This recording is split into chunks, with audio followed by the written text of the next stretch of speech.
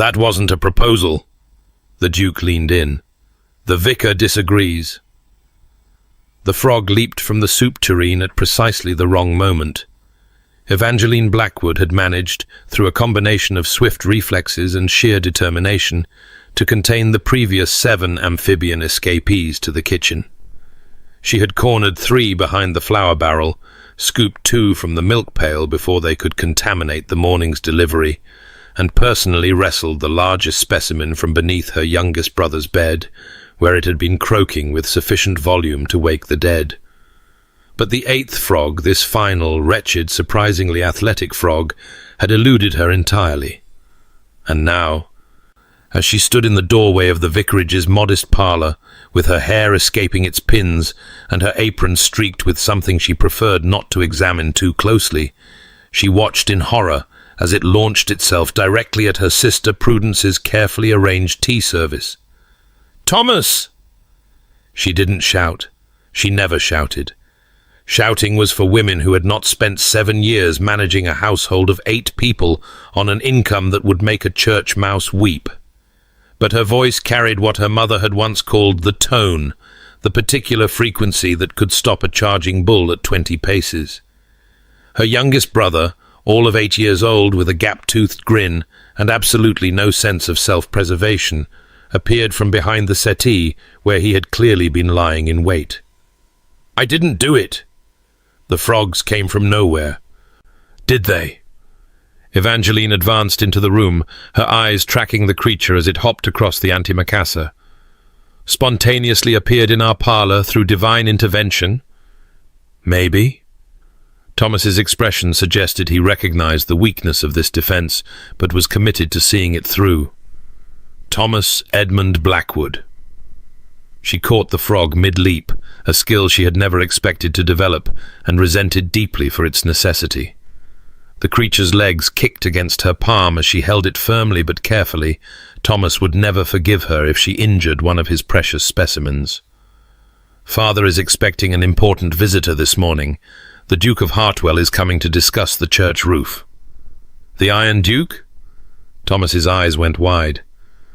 "Is it true he once made a man cry just by looking at him?" "I'm certain that's an exaggeration."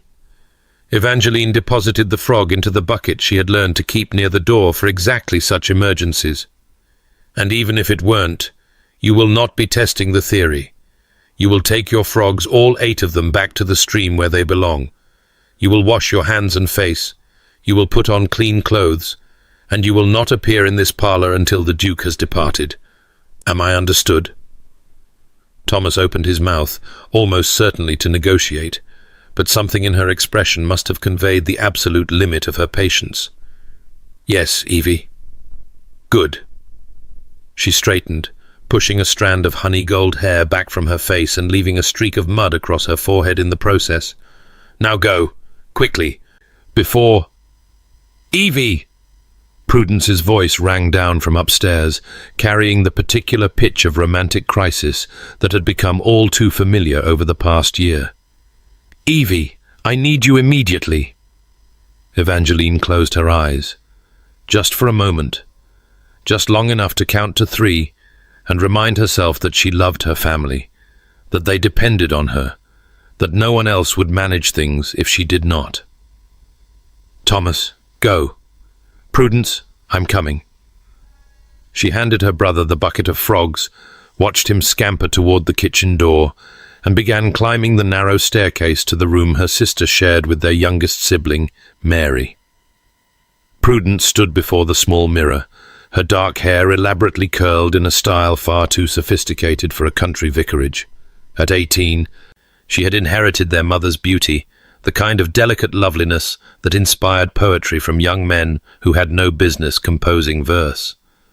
She had also inherited their mother's romantic nature, which was rather more problematic. "I'm meeting him today," Prudence announced, her cheeks flushed with the particular glow of forbidden romance. "Mr. Crawford has arranged for us to encounter each other by chance at the milliner's shop. Isn't it wonderfully clever?" "It's wonderfully scandalous." Evangeline crossed her arms, leaning against the doorframe. Mr. Crawford is a fortune hunter with gambling debts, and you are a vicar's daughter with no fortune to hunt. What precisely do you imagine will come of these chance encounters? Love. Prudence said it with the absolute certainty of someone who had never been disappointed. True, eternal, passionate love. True, eternal, passionate poverty, more like. Evangeline softened her tone at her sister's wounded expression. Prue, I'm not trying to crush your dreams. But Mr. Crawford has nothing to offer you except pretty words and empty pockets. You deserve more than that. Perhaps I don't want more. Perhaps I want passion. Prudence turned from the mirror, her eyes bright with the defiance of youth. Perhaps I don't want to end up like... She stopped, but the words hung between them anyway, unspoken, but perfectly clear. Like you. Evangeline felt the familiar ache beneath her breastbone, the one she had learned to ignore so thoroughly that she sometimes forgot it was there at all. Perhaps you don't want to end up unmarried at 24, managing your father's household with no prospects and no complaints. She kept her voice light, almost succeeded in meaning it. I can understand the horror. Evie, I didn't mean... The Duke is arriving within the hour, and I have mud on my face and frog water on my apron. Evangeline straightened, her practical nature reasserting itself like armor sliding into place. We can discuss your romantic future later. For now, I need you to watch Thomas and ensure he doesn't release anything else into the house. And Prudence? She waited until her sister met her eyes. Don't go to the milliner's, please. Not today. She didn't wait for an answer. Prudence's choices were her own to make, and Evangeline had learned years ago that she couldn't protect everyone from themselves, no matter how desperately she tried. In her own small room, little more than a closet really, but private, which was worth more than space, she washed her face and hands, repinned her hair into something approaching respectability, and changed into her second-best dress. She owned 3, one for Sundays, one for receiving visitors, and one for everything else. The visiting dress was a sensible grey muslin that brought out the brown of her eyes, while proclaiming absolutely nothing about its wearer, except that she was presentable and knew her place, which was precisely what she wanted the Duke of Hartwell to see. A sensible woman, a practical woman, a woman who could speak intelligently about roof repairs and parish needs without expecting anything beyond polite acknowledgement. She had heard the rumours about him, of course. The Iron Duke, they called him, and not because of any military connection. Sebastian Ashworth, 7th Duke of Hartwell, had inherited his title 7 years ago under tragic circumstances that polite society discussed in whispers. His father's sudden death. His older brother's duel 6 months later fought, people said, over a woman who had played them against each other. The brother had died on the field, and the younger son had become Duke overnight. Since then, he had become legendary for his coldness. He attended Parliament, but never spoke. He fulfilled his social obligations, but never smiled.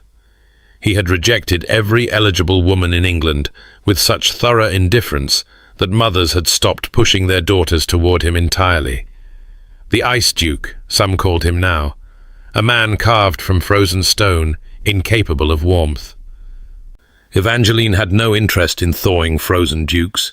She had a church roof to save, younger siblings to raise, and a parish to manage, while her father buried himself in theological texts and forgot that his family needed to eat. What she needed from the Duke of Hartwell was his patronage, his money, and his signature on the repair orders. What she absolutely did not need was for him to notice her at all.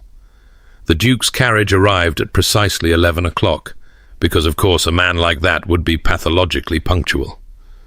Evangeline watched from the parlour window as a vehicle emerged that probably cost more than her family's entire annual income. Matched black horses, gleaming brass fittings, a liveried driver who looked like he could crush stones with his disapproving stare. And then the Duke himself emerged, He was tall. That was her first thought, taller than she'd expected, broad-shouldered in a way that his perfectly tailored coat couldn't quite conceal. Dark hair, she noted, with unexpected threads of silver at the temples, despite the fact that he couldn't be much past 30. And his face. His face was handsome, objectively speaking.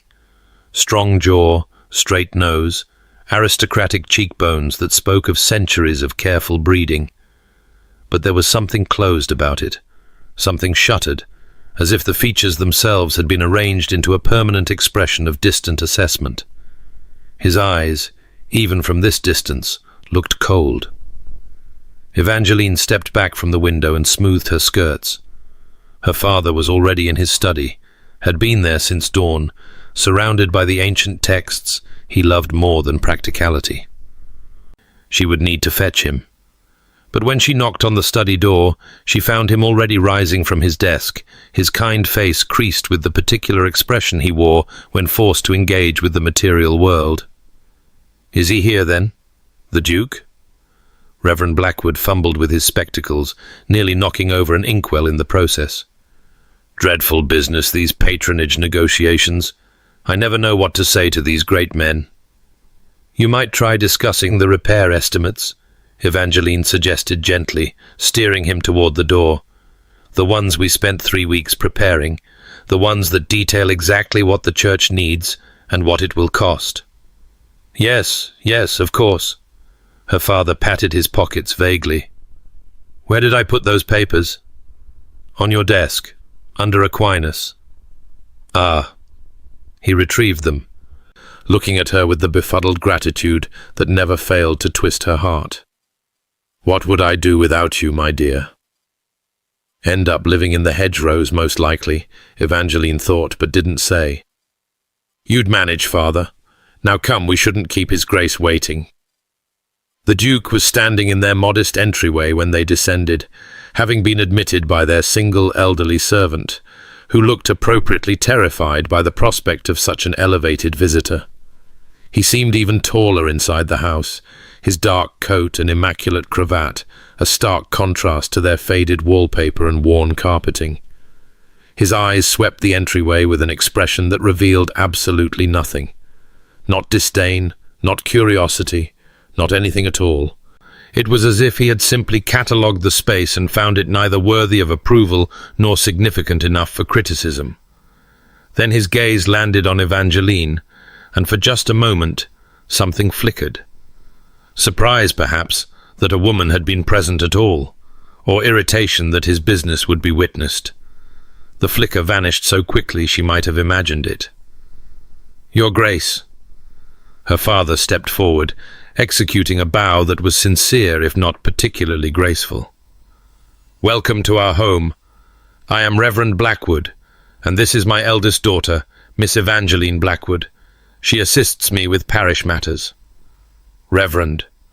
The Duke's voice was like his face controlled, giving nothing away. He inclined his head a precise degree that acknowledged the introduction, while communicating clearly that further pleasantries would be unwelcome. "I received your letters regarding the church roof. Shall we discuss the matter?"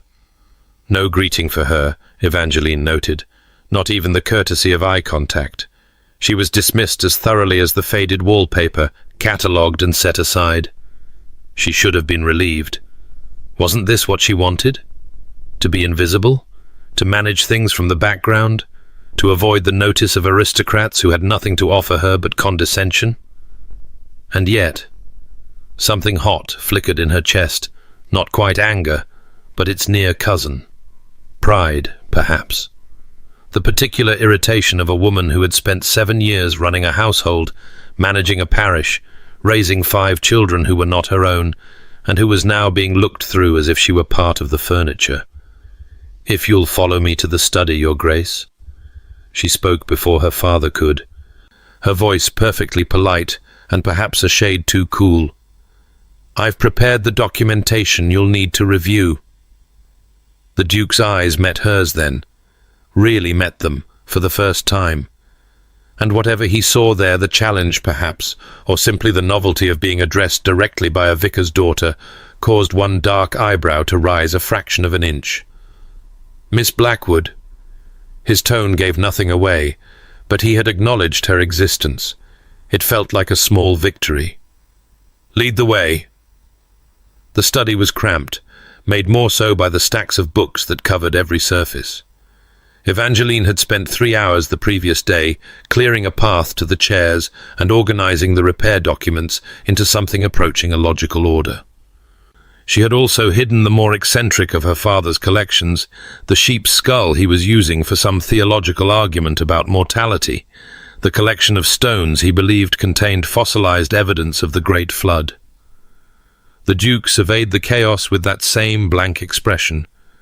If he was appalled, he didn't show it. If he was amused, he concealed that equally well. "The estimates," Evangeline said, gesturing to the neat stack of papers on the desk. "The master builder from Hartford has assessed the damage. The main concern is the east transept, where water damage has compromised the supporting beams. If we don't address it before winter, we risk complete collapse."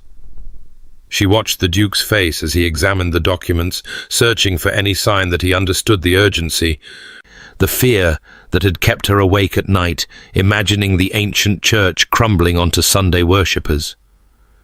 He read in silence for several minutes, turning pages with long fingers that bore no rings except a heavy signet on his left hand. Her father fidgeted in his chair, clearly desperate to return to his texts. Evangeline held herself still, waiting. Finally, the Duke looked up. "These estimates are thorough." "Thank you, Your Grace." "They are also substantial." He set the papers down. "You're asking for a considerable investment." "We're asking for what the repairs require." Evangeline kept her voice level. "The church has stood for 400 years. It would be a tragedy to lose it to preventable neglect. The church's maintenance is my responsibility as patron. I'm aware of my obligations." His tone sharpened just slightly. "What I'm questioning is the scope. Surely some of these repairs could be delayed, addressed incrementally over several years, and risk the roof collapsing onto your tenants during Sunday service?" The words came out before she could stop them. "With respect, Your Grace, incremental approaches won't prevent disaster. They'll simply postpone it until the cost in lives exceeds the cost in pounds." Silence fell. Her father made a small choking sound. The Duke's grey eyes fixed on her with an intensity that made her suddenly aware of how badly she had overstepped. But she would not apologize. Not for this. Not when families she had known her entire life could be hurt because a wealthy man wanted to economize. "You speak plainly, Miss Blackwood." His voice was soft, dangerously so. "A fault, I'm told." She met his gaze without flinching. "But I find plain speaking more efficient than dancing around difficult truths." Something shifted in his expression. Still not warmth, nothing so human as that. But interest, perhaps. The slight sharpening of attention that came when something unexpected crossed his carefully ordered path. "The church," he said slowly. "I would like to see it, to assess the damage myself before committing to these estimates." "Of course, Your Grace." Her father leaped at the opportunity to end this tension. "Evangeline knows the building better than anyone. She can show you every stone." "Then Miss Blackwood will accompany me." The Duke rose, his height suddenly overwhelming in the small space. "Shall we?" It was not a question. Not really. And Evangeline, trapped by her own plain speaking into a situation she had never intended, had no choice but to agree. The walk to the church took 10 minutes by the path through the village, past the baker's shop and the small green where children played. The Duke walked beside her in silence, his long stride forcing her to hurry to keep pace. Villagers stopped and stared as they passed the Iron Duke, here, walking with the vicar's daughter as if it were the most natural thing in the world. It was not natural at all. Evangeline felt the weight of every gaze, the whispers that would follow them like ripples in a pond. By nightfall, the entire parish would know that she had been seen alone with the Duke of Hartwell. Speculation would run rampant. Let them talk, she told herself firmly. She had done nothing wrong and would do nothing wrong. She was showing him a church roof, not conducting an affair. The church was beautiful, even in its decay.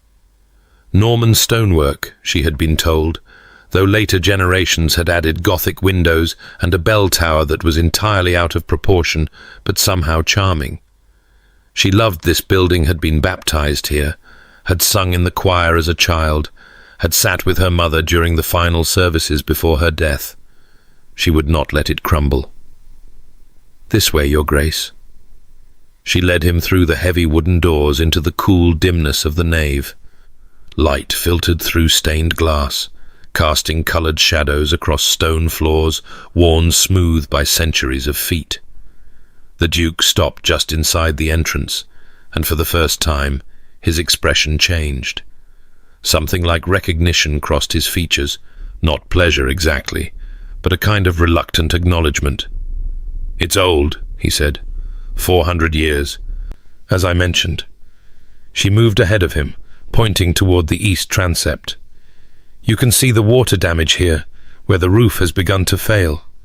The master builder believes the original lead was replaced sometime in the last century with inferior materials." She took him through the building methodically, showing him every crack, every stain, every structural concern the builder had identified. He asked questions, intelligent ones, she was forced to admit. Questions that showed he understood architecture, that he had experience assessing buildings, that he was not simply a wealthy man throwing money at problems he didn't comprehend. It confused her, this evidence of competence beneath the cold exterior.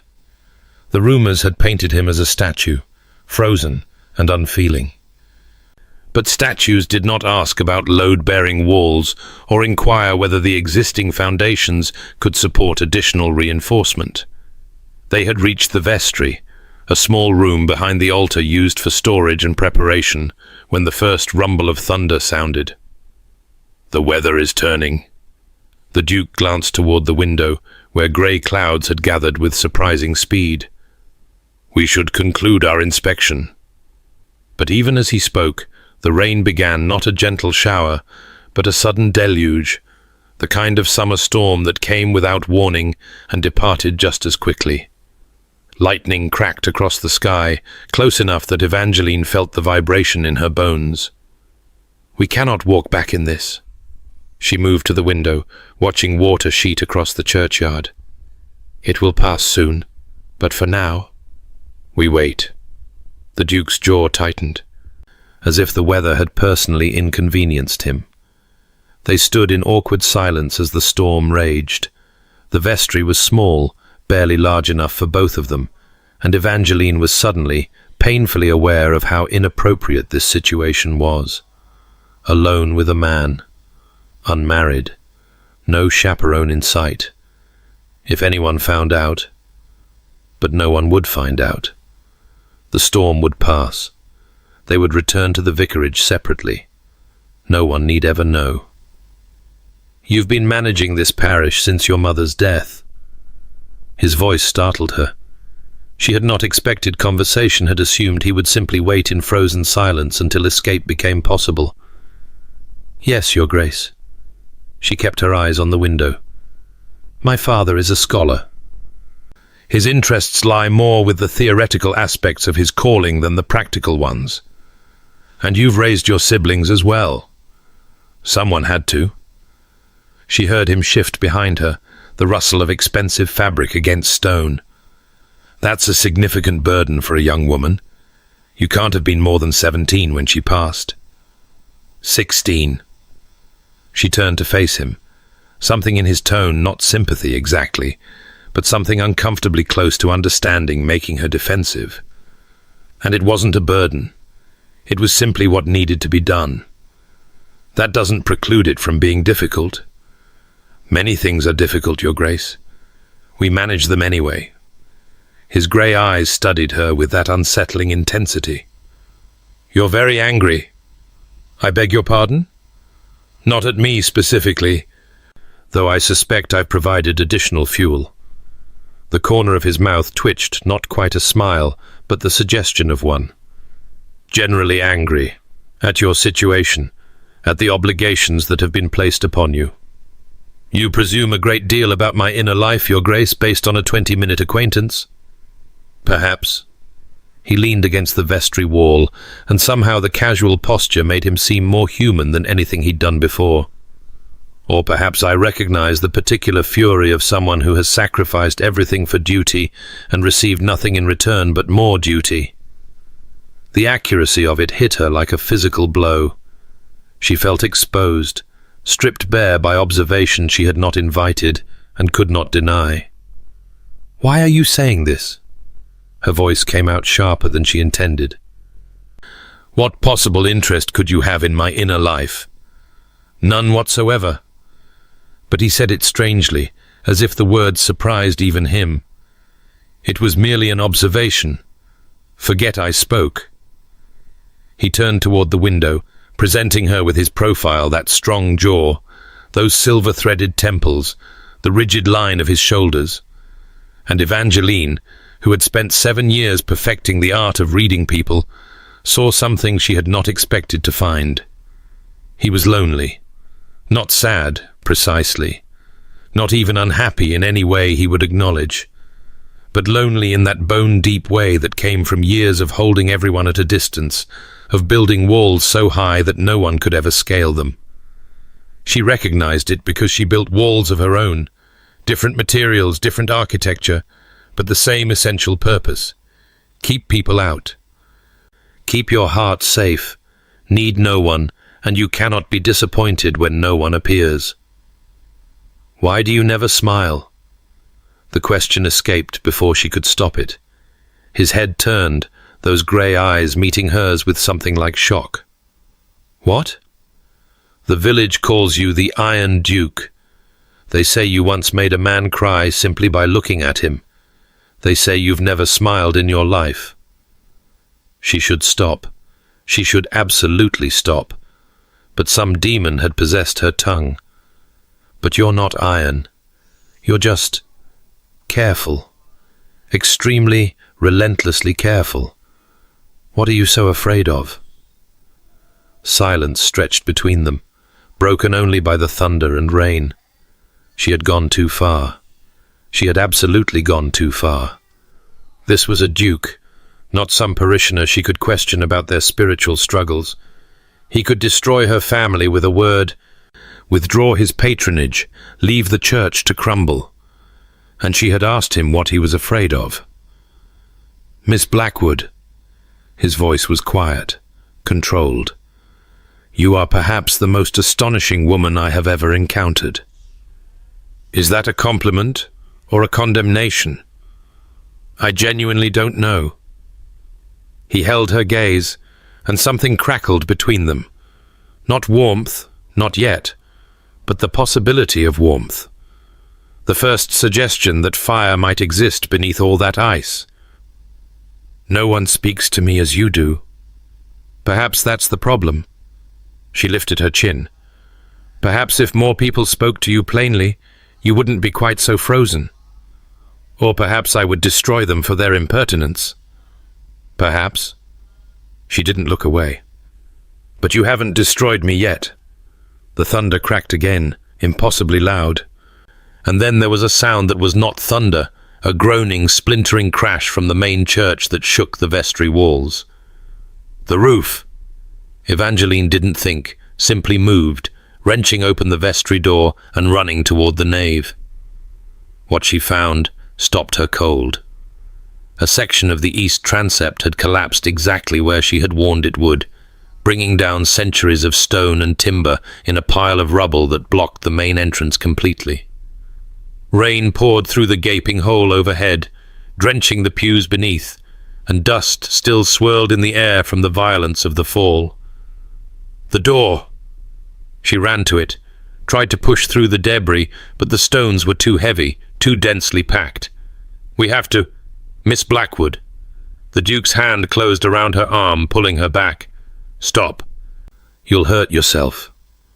We're trapped." The reality hit her with the force of the falling roof. The only other exit is through the bell tower, and that staircase hasn't been safe for 20 years. She turned to face him, and in the grey light filtering through the broken roof, she saw something new in his expression. Not panic, a man like this probably didn't experience panic, but a kind of grim resignation. "Then we wait," he said. "Someone will come looking eventually." Eventually. She looked around the ruined church, at the rain still pouring through the collapsed roof, at the growing darkness as the storm swallowed what remained of the afternoon light. "Your Grace, it's getting dark. If no one realizes we're here. Your father knows where you went." "My father knows I went to the church. He does not know the roof has collapsed. He will assume I'm waiting out the storm somewhere sensible." She heard the edge in her own voice and fought to control it.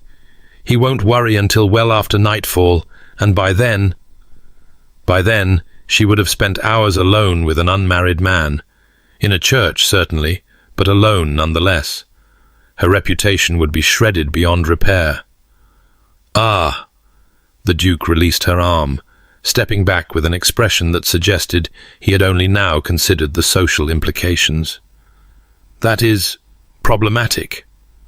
That's one word for it." They stared at each other across the ruined nave, the rain drumming overhead and the last light fading from the sky. And Evangeline, who had spent 7 years managing crises with competence and calm, felt something she had not allowed herself in all that time. Fear. Not of the Duke. Despite his reputation, despite his coldness, she did not believe he would harm her. But fear of what would happen when they were discovered, because they would be discovered, eventually. Fear of the whispers, the scandal, the damage to her family's already precarious position. Fear that everything she had worked for was about to crumble, just like the roof. "We should return to the vestry." The Duke's voice was steady, practical. "It's more sheltered there, and warmer. There's no point standing in the rain." He was right. Of course he was right. Practical solutions to practical problems, the only thing she knew how to offer. She followed him back to the small room, watching as he shrugged out of his ruined coat and laid it across a trunk to dry. His waistcoat was impeccable, of course, because the Duke of Hartwell would never be anything less than perfectly put together. But there was mud on his boots and dust on his shoulders, and he looked for just a moment almost human. "The damage is worse than your estimates suggested," he said, settling onto a wooden chair as if it were a throne. "The damage is exactly what I told you it would be." She remained standing, too agitated to sit. "If we had begun repairs months ago, when I first wrote to your steward..." "My steward did not forward those letters." His voice was flat. "I have only just learned of them. He has been removed from his position." "Oh." That took some of the wind from her sails. "I assumed you knew. That you were simply being cold, indifferent, heartless." He almost smiled. "I'm certainly all of those things, Miss Blackwood, but not about my responsibilities. When I inherited, I made certain commitments. I may fulfill them without enthusiasm, but I fulfill them nonetheless." "Why without enthusiasm?" She sat on the opposite chair, drawn despite herself into conversation. "You have wealth, position, power. Most men would find considerable enthusiasm in such circumstances. Most men did not acquire those things the way I did." He said it simply, without self-pity, but the words carried weight. She remembered the rumors, the father's death, the brother's duel, the whispers about a woman who had played them against each other. "Your brother," she said carefully. "The stories say. The stories are true." He looked at her directly, and in the fading light, his grey eyes seemed almost silver. "My brother fell in love with a woman who encouraged his attention while secretly cultivating mine. She wanted a duke, you see, and wasn't particular about which son provided the title. When my father died unexpectedly, the inheritance was suddenly in question. My brother held the title, but I had always been closer to our father, and she miscalculated. She told my brother I had been pursuing her. She told me he had been forcing his attention on her. We both believed her. Evangeline felt cold settle in her stomach. The duel was over her honor, which didn't exist. His voice was steady, almost frighteningly so. My brother challenged me. I refused. I couldn't fight him, couldn't risk killing him. So he found another man to take my place, another man who had supposedly insulted her. The duel was clumsy. He died on the field, and she vanished the next morning, presumably in search of another title to pursue. The silence that followed was different from before, heavier, more complete. That wasn't your fault.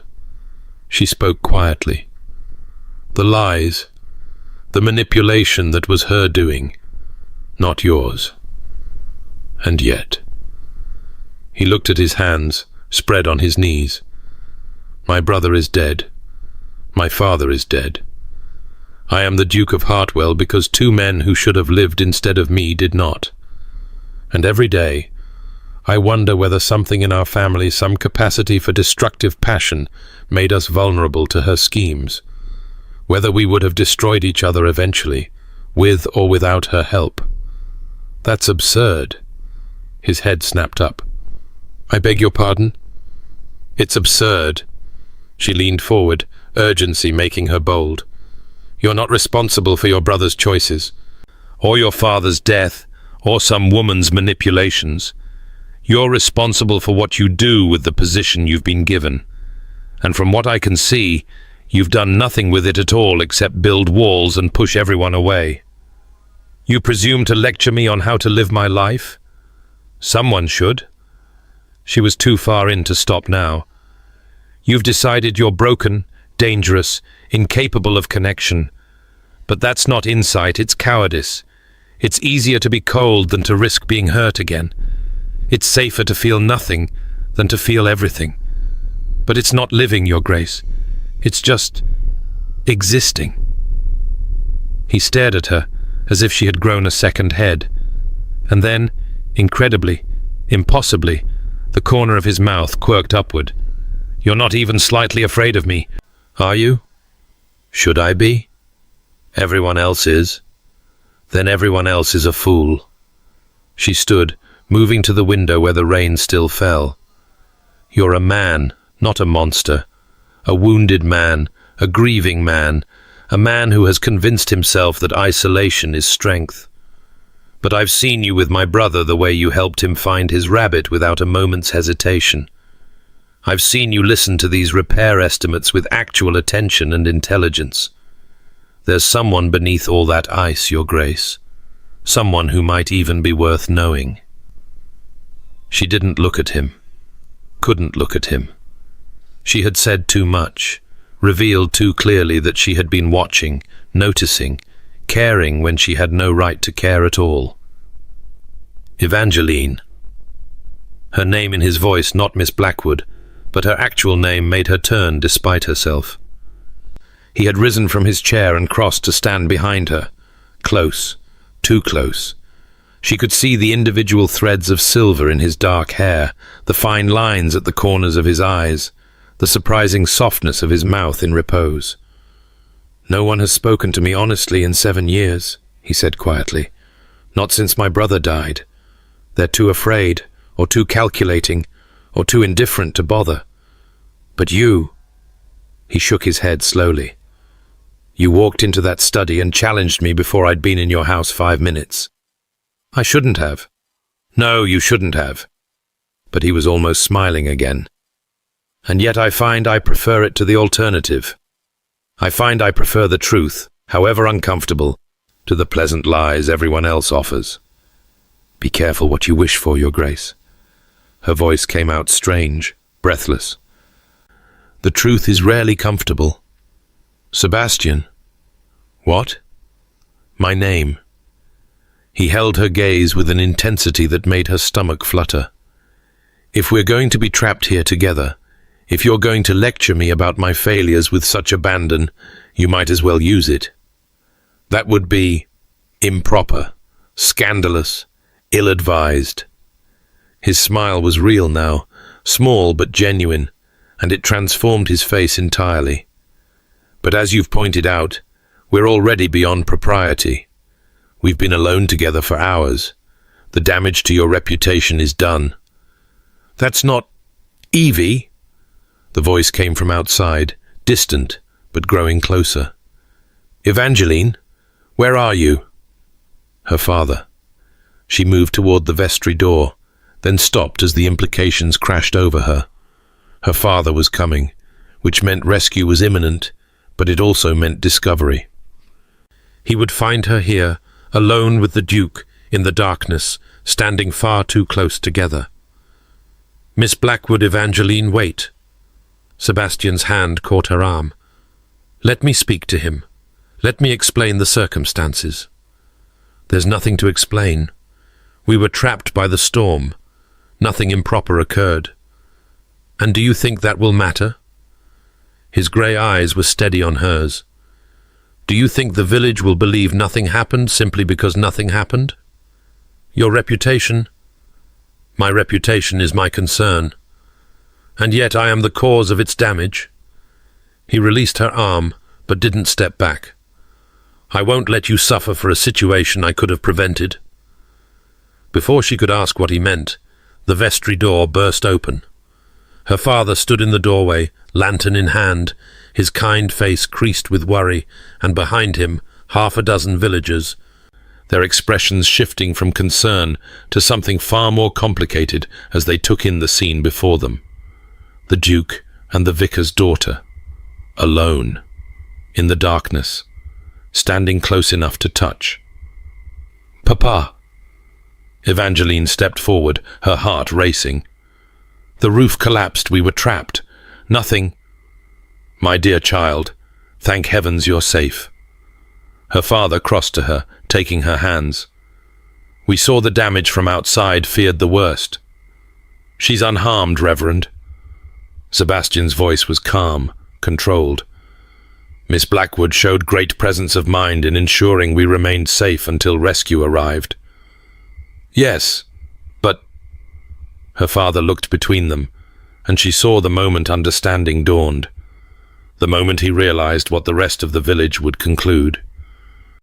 The circumstances are what they are. One of the village women, Mrs. Potter, the baker's wife, a notorious gossip, edged closer, her eyes bright with scandalized delight. Ours alone, Reverend, in the dark. A young unmarried woman, and a man of his reputation. There was no impropriety. Evangeline's voice came out sharper than she intended. We were trapped by circumstances beyond our control. The Duke behaved with complete propriety. That's as may be. Mrs. Potter's smile was poison wrapped in sweetness. But it's not what people will say, is it? It's not what they'll believe. The silence that followed was devastating. Evangeline looked at the faces surrounding her, some sympathetic, some scandalized, some simply curious, and felt the ground crumbling beneath her feet.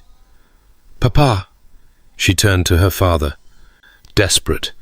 You know me. You know I would never... Of course, my dear, of course. But his eyes were worried, and she could see him calculating the damage, the whispers that would follow, the stain on the family's reputation that no amount of truth could completely erase. There is a solution. Sebastian's voice cut through the growing murmur of voices. A way to protect Miss Blackwood's reputation, absolutely. Everyone turned to look at him. He stood in the lantern light, his ruined coat over one arm, his expression the familiar mask of aristocratic composure. But his eyes, when they met Evangeline's, held something she couldn't quite read. No. She shook her head, suddenly certain she knew what he was about to say. Your Grace Sebastian, don't... Reverend Blackwood. He addressed her father formally, ignoring her protest. Given the circumstances in which your daughter and I find ourselves, given the damage that may be done to her reputation through no fault of her own, I believe there is only one honourable course of action." "Your Grace, surely that's not necessary," her father began. "It is entirely necessary." Sebastian's voice was steady, certain. "I am asking for your daughter's hand in marriage." The gasps from the assembled villagers filled the small space. Mrs. Potter looked like Christmas had come early. Evangeline felt the world tilt sideways, certainty dissolving into chaos. "You can't be serious." Her voice came out as a whisper. "We barely know each other. You don't even like me." "I like you better than anyone I've met in 7 years." He said it simply, as if stating an obvious fact. "You're honest, intelligent, and completely unafraid of telling me when I'm being a fool. At minimum, we would be interesting company for each other." "At minimum?" She heard her voice rising and couldn't stop it. "Marriage should be more than interesting company. Marriage should be love." His mouth twisted. "Miss Blackwood, you have spent the last hour informing me that I am incapable of genuine emotion. Perhaps you're right. But I am capable of honour, and my honour demands that I not leave you to face scandal when I have the power to prevent it." "I don't want to be married out of honour." "Then what do you want?" The question hung in the air between them, and Evangeline, who had spent 7 years wanting nothing for herself, who had buried every dream and desire beneath duty and obligation, found she had no answer. "That's what I thought." His voice softened, just slightly. "You've forgotten how to want things. You've been so busy managing everyone else's lives that you've stopped imagining anything for yourself. But I'm offering you something, Evangeline. A chance, a position, a future beyond this vicarage and its endless demands. You would never have to worry about money again. Your siblings would be provided for. Your father's parish would receive every repair it needs and more. You're trying to buy me. I'm trying to save you." He stepped closer, lowering his voice so only she could hear. "And perhaps, if I'm honest, I'm trying to save myself. You're the first person in 7 years who has looked at me and seen something other than a title or a threat. I don't know if that's enough to build a marriage on, but I know it's more than I expected to find." She stared at him, this cold, wounded, complicated man who had somehow become the center of her world in the span of a single afternoon. Nothing made sense. Everything had changed too fast. She needed time to think, time to understand, time to Evangeline. Her father's voice was gentle. "My dear, the Duke has made an honourable offer. Under the circumstances, I think. You think I should accept. I think you should consider it carefully." He took her hands again, his eyes kind. "You've given so much to this family. Perhaps it's time you took something for yourself. Marriage to a stranger isn't—" "I've known him for an hour," Sebastian interrupted, "and in that hour you've already seen more of me than most people do in years. Am I truly a stranger, Evangeline? Or am I simply someone you haven't decided whether to trust yet?" She had no answer. Her mind spun with arguments, objections, fears. But beneath it all, something stirred that she hadn't felt in years. Hope. Foolish, dangerous, irrational hope. "The banns would need to be read," her father said quietly. 3 Sundays, at minimum. I have a special license." Sebastian's voice was matter-of-fact. "I obtain one every year in case of need. The wedding could take place immediately." "Immediately?" Evangeline heard her voice crack. "You cannot be serious." "The longer we wait, the more the scandal grows." He held her gaze steadily. "If we marry tonight, the story becomes a romance the Duke, swept away by passion, unable to wait for the woman who captured his heart. If we wait weeks, it becomes a forced arrangement, A scandal barely papered over. Which tale would you prefer the village to tell? He was right. She hated that he was right. Miss Blackwood? Mrs. Potter pushed forward, her expression a mixture of avid curiosity and false concern. The Duke makes a fair point. Your reputation... Think of your sisters, dear. Think of their prospects if this scandal attaches to the family. Prudence. Mary. The younger girls she had protected and raised. If Evangeline's reputation was destroyed, theirs would suffer too. The stain would spread, touching everyone she loved. And Sebastian was offering her a way out. A terrifying, life-altering, completely unexpected way out. One condition. She spoke before she could lose her nerve. We spend the next month getting to know each other. A true courtship, not just a legal arrangement. If at the end of that month either of us wishes to withdraw, we find a way to do so quietly. Done. He agreed so quickly she suspected he'd expected resistance. And I will not be managed or controlled or treated as an acquisition. I am your partner, or I am nothing. I would expect nothing less. And, she took a deep breath, and you will try to feel, to connect, to be more than the frozen man the world believes you to be. If this marriage is to mean anything, you must actually participate in it. For the first time, she saw uncertainty flicker across his face. I cannot promise to be something I am not. I'm not asking you to be something else. I'm asking you to try being yourself, the self you've buried beneath all that ice. The man who helped my brother find his rabbit. The man who listened to me lecture him about his failures without once pulling rank. The man who is standing here, in a ruined church, offering marriage to a vicar's daughter he met this morning. She stepped closer, closing the distance between them. That man is not frozen, Sebastian. That man is afraid, and I am asking you to be brave. The silence stretched between them. The villagers watched with bated breath. Her father stood frozen, hands still clasped, waiting. And Sebastian Ashworth, the 7th Duke of Hartwell, the Iron Duke who never smiled and never felt and never risked anything at all.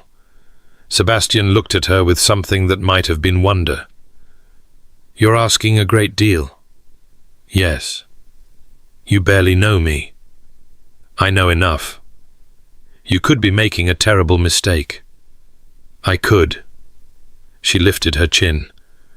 But I've spent 7 years being careful, being practical, being safe. Perhaps it's time I made a terrifying choice and trusted it would work out. He laughed. Actually laughed a short, surprised sound, as if he had forgotten what laughter felt like. You're extraordinary. I'm exhausted and dirty, and about to marry a man I've known for 6 hours. She couldn't quite keep the hysteria from her voice. Extraordinary is not the word I would choose. It's the one I'm choosing. He reached out and took her hand the first time he had touched her deliberately, without urgency or accident. His fingers were warm against hers, steady and strong. Miss Evangeline Blackwood, I cannot promise you love. I cannot promise you happiness. But I can promise you honesty and loyalty and my very best efforts to be a man worthy of your terrifying directness. He paused, something shifting in his grey eyes. Will that do? For a beginning? She should say no.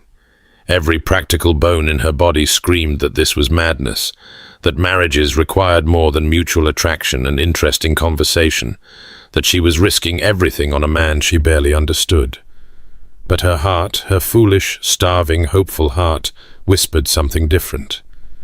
It will do, she said, for a beginning. Her father stepped forward, and she saw that his eyes were damp. My dear children, for that is how I must think of you both now, if you are truly decided. We are. Sebastian's voice was firm. He hadn't released her hand. Then with God as my witness, and these good people of the parish. The Reverend Blackwood's voice took on the cadence of ceremony, the rhythm that had shaped every Sunday of Evangeline's life. "I pronounce you man and wife." It took a moment for the words to register. Evangeline stared at her father, then at Sebastian, then at the assembled villagers, who were watching with expressions ranging from shock to delight. "That wasn't a proposal," Sebastian said slowly. "That was merely an agreement to try." "The vicar," her father said mildly, "disagrees."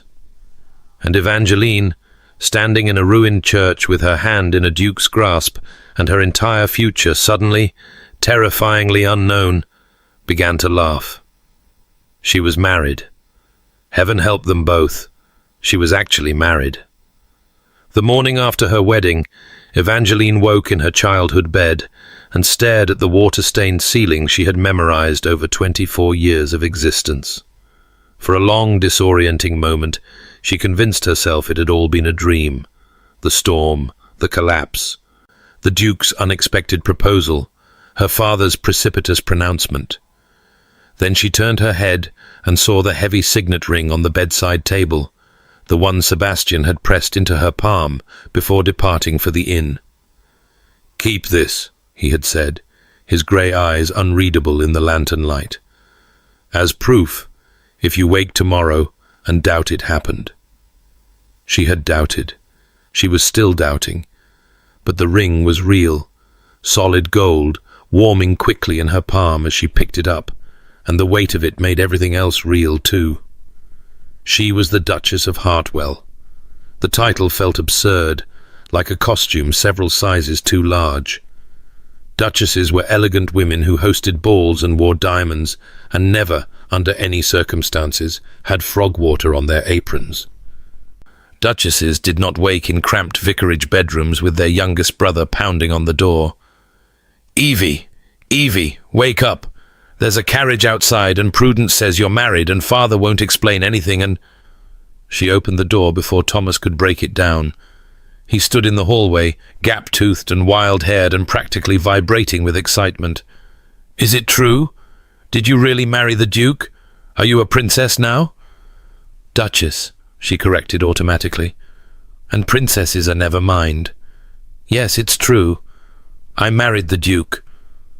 Thomas's eyes went impossibly wide.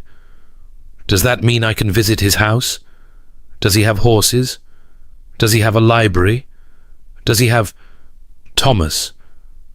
She knelt to meet his eyes, her heart clenching at the innocent excitement in his face. "I don't know what happens next. The Duke and I have an arrangement. We're going to spend time getting to know each other before we decide anything permanent." "But you're already married." "Yes, but how did one explain the complexities of adult relationships to an 8-year-old? Sometimes grown-ups need time to figure things out, even after they've made big decisions." Thomas considered this with the grave seriousness only children could muster. "Like when I decided I wanted a snake for a pet, but then I had to figure out where it would sleep and what it would eat. Exactly like that." She smoothed his unruly hair. "Now go wash your face and put on clean clothes. We have a visitor coming, and I need you presentable." She dressed carefully, choosing the Sunday dress because it seemed appropriate for meeting one's husband on the first day of marriage. The grey muslin went back into the wardrobe, too plain for a duchess, though she suspected she would wear it again soon enough. Habits died hard, and she wasn't ready to become someone else entirely. The face in the small mirror looked the same as always, honey gold hair that refused to stay pinned, brown eyes that her mother had called warm, and she privately thought of as ordinary, a scattering of freckles across her nose that no amount of lemon juice had ever faded. Nothing about her appearance suggested Duchess. Nothing suggested she belonged anywhere near a man like Sebastian Ashworth. And yet, she remembered the way he had looked at her in the vestry, the surprise in his voice when he called her extraordinary. She remembered the warmth of his hand around hers, the unexpected sound of his laughter. Perhaps belonging was less about appearance than about something else entirely, something she hadn't yet learned to name. Sebastian arrived at precisely 10 o'clock, because of course he did. She watched from her window as his carriage pulled into the vicarage yard, as he emerged looking irritatingly perfect, despite what must have been an uncomfortable night at the village's only inn. His dark coat was immaculate, his cravat precisely tied, his expression revealing nothing of whatever thoughts churned beneath the surface. She went downstairs to meet him, passing Prudence on the landing. Her sister's face was a complicated mixture of romantic delight and sisterly concern. "He's very handsome," Prudence whispered. "In a terrifying sort of way." "He's not terrifying. He looks terrifying. Looks can be deceiving." Evangeline squeezed her sister's hand. "Trust me." The parlour felt too small with Sebastian in it, his height and presence overwhelming the modest space. He stood by the window where she had watched him arrive yesterday. Was it only yesterday? And turned when she entered. "Your Grace."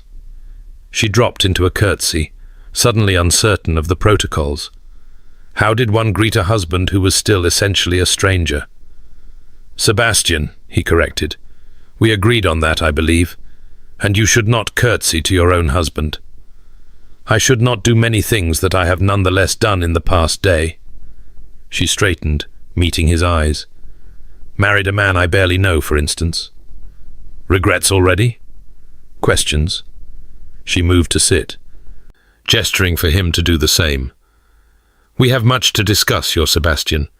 Practicalities that were rather overlooked in last night's excitement." He sat in the chair across from her, crossing one long leg over the other with unconscious elegance. "Ask your questions, then. Where will I live?" "Hartwell Park, when the situation is resolved. For now, I thought it best if you remained here while I make arrangements. The house has been neglected in recent years. It requires preparation before a Duchess can properly take residence." "I'm not particularly concerned with proper residence. I've lived in a vicarage all my life." "Nonetheless." His tone brooked no argument. "I will not bring my wife to a house that is not ready for her. Call it pride, if you like." She studied him, noting the tension in his jaw despite his casual posture. "What are you not telling me?" "A great many things, I expect. We've known each other barely a day." "Sebastian." He was silent for a long moment. Then, "The house holds memories. Difficult ones. I have not spent significant time there since my brother's death, preferring my London residence or my hunting lodge in Scotland. Returning is not simple. And you would need to return if your wife was in residence." "Yes." She absorbed this, adding it to the slowly accumulating picture of the man she had married. Wounded, yes. Avoiding pain, certainly. But also honest, at least about his limitations. "Then we take time," she said, "as we agreed. You make your arrangements. I settle my affairs here. My family will need to adjust, and I cannot simply abandon them without preparation." "Your family." He leaned forward slightly. "I meant what I said last night. They will be provided for, all of them. Your father's parish, your siblings' futures, whatever they need." "That's very generous. It's practical. You cannot give me your full attention if you're worried about their welfare." "And you want my full attention?" Something flickered in his grey eyes. Heat, quickly suppressed. "I find myself wanting many things I did not expect, Miss Black Evangeline. Your attention chief among them." The air between them seemed to thicken. She remembered the moment in the vestry when he had stepped close enough to touch, the intensity of his gaze, the unexpected vulnerability beneath his careful words. He was attracted to her, that much was clear. But attraction was not love, and marriage required more than mere wanting. "We should establish some rules," she said, her voice steadier than she felt, "for this courtship period." "Rules?" His eyebrow rose.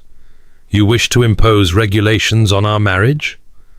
Guidelines then, expectations. She folded her hands in her lap, a gesture of composure she did not quite feel. We agreed to 1 month of getting to know each other.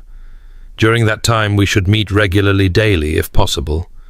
We should be honest with each other, even when honesty is uncomfortable. And we should... She hesitated. Should what? We should try to actually know each other. Not as Duke and Vicar's daughter, not as scandal and salvation, but as Sebastian and Evangeline, the people beneath the circumstances. He studied her for a long moment, his expression unreadable. Then slowly he nodded. Agreed. Though I should warn you, the person beneath my circumstances is not particularly pleasant company. I'll be the judge of that. You usually are. The corner of his mouth quirked upward. Very well. Daily meetings, radical honesty, and genuine effort to see beyond the surfaces we present to the world. He extended his hand across the space between them. Do we have an agreement, wife? She took his hand, feeling again the warmth and strength of his grip. We do, husband. The word felt strange in her mouth, husband, but not unpleasant. Not unpleasant at all. The first week of Evangeline's marriage passed in a blur of adjustment and negotiation. Sebastian came to the vicarage each morning at 10, punctual as clockwork, and stayed until midday. They walked in the garden, sat in the parlour, took meals with her family. He was unfailingly polite to her father, surprisingly patient with her younger siblings, and coolly civil to Prudence, who continued to find him terrifying despite Evangeline's reassurances. But with Evangeline herself, something shifted when they were alone. The ice cracked, little by little, revealing glimpses of the man beneath. He spoke of his childhood at Hartwell Park, the happy years before his mother's death, the difficult years after, the rivalry with his brother that had somehow curdled into something destructive. He spoke of his years at Oxford, his grand tour cut short by his father's illness, his slow and reluctant assumption of a title he had never expected to inherit. And she spoke too, more than she had ever spoken to anyone. About her mother's death and the weight of responsibility that had settled on her shoulders at 16, about the loneliness of being needed by everyone and known by no one, about her dreams half forgotten, buried so deep she had to excavate them like ancient artifacts of travel, of education, of a life beyond the narrow confines of her parish. You wanted to be a scholar, Sebastian said one afternoon, as they sat in the garden beneath an oak tree that had sheltered her childhood games. Like your father. I wanted to study history, ancient civilizations particularly. She laughed, embarrassed. Foolish dreams for a woman with no dowry and 5 siblings to raise. Not foolish. His voice was quiet. Hartwell Park has an extensive library, 3,000 volumes, at last count, including a significant collection of classical texts. You would be welcome to make use of it. She stared at him. You're serious? I rarely joke about books. He paused. Or about anything, as you've no doubt noticed. You joke, she said softly, when you think no one is watching, when you forget to be the Iron Duke for a moment. You see too much. Perhaps you hide too little, at least from me. The look he gave her was complicated gratitude and fear, and something else, something that made her breath catch. They had not touched since that first handshake, not beyond the casual brushes of fingers passing teacups or shoulders bumping in doorways. But she was increasingly aware of him physically, the breadth of his shoulders, the elegant length of his fingers, the way his voice dropped to a lower register when they were alone. She was also increasingly aware that this arranged marriage was becoming something else entirely, something dangerous, something real. The second week brought complications. News of the Duke of Hartwell's sudden marriage had spread beyond the village, carried by gossip and newspaper reports to the wider world. The story varied depending on the source. Some versions painted it as a grand romance. The cold duke thawed by love at first sight. Others hinted at scandal barely averted, a vicar's daughter who had schemed her way into a title. Evangeline tried to ignore the whispers, the speculative looks, the letters that arrived daily from London society matrons eager to befriend or destroy the new Duchess. But when Sebastian arrived at the vicarage with a grim expression and a formal card in his hand, she knew the outside world had finally breached their careful bubble. "My aunt is coming," he said, dropping into his usual chair with uncharacteristic heaviness. "The Dowager Duchess. She will arrive tomorrow." "Your aunt." Evangeline set down the book she had been pretending to read. "I take it this is not a pleasant development." "Augusta Ashworth is many things, but pleasant is not among them." He rubbed his temples, a gesture of weariness she had never seen from him before. "She managed my father, managed my brother, and has spent the last 7 years attempting to manage me. She will not be pleased that I married without her approval." "Does she need to approve?" "No, but she will make her displeasure known, loudly and at length, until I either capitulate or expire from exhaustion." He looked at her, and something in his expression softened. "I should have warned you. I should have prepared you for the reality of what you've married into, not just me, but my family, such as it is. The expectations, the scrutiny." "I knew there would be scrutiny. You knew there would be village gossip. This is different." He leaned forward, his grey eyes intent. "Augusta will examine every aspect of your life, your family, your education, your manners. She will find fault wherever she can and exploit it ruthlessly. She does not believe in weakness, hers or anyone else's." "She sounds delightful." The unexpected dryness in her voice surprised a laugh from him. "She is absolutely dreadful. But she is also the only family I have left, and I cannot simply dismiss her." "I wouldn't ask you to." Evangeline squared her shoulders, feeling the familiar steel settle into her spine, the same steel that had carried her through 7 years of managing crises. "Let her come. Let her examine and judge and find fault. I have survived worse than a disapproving aunt." "Have you?"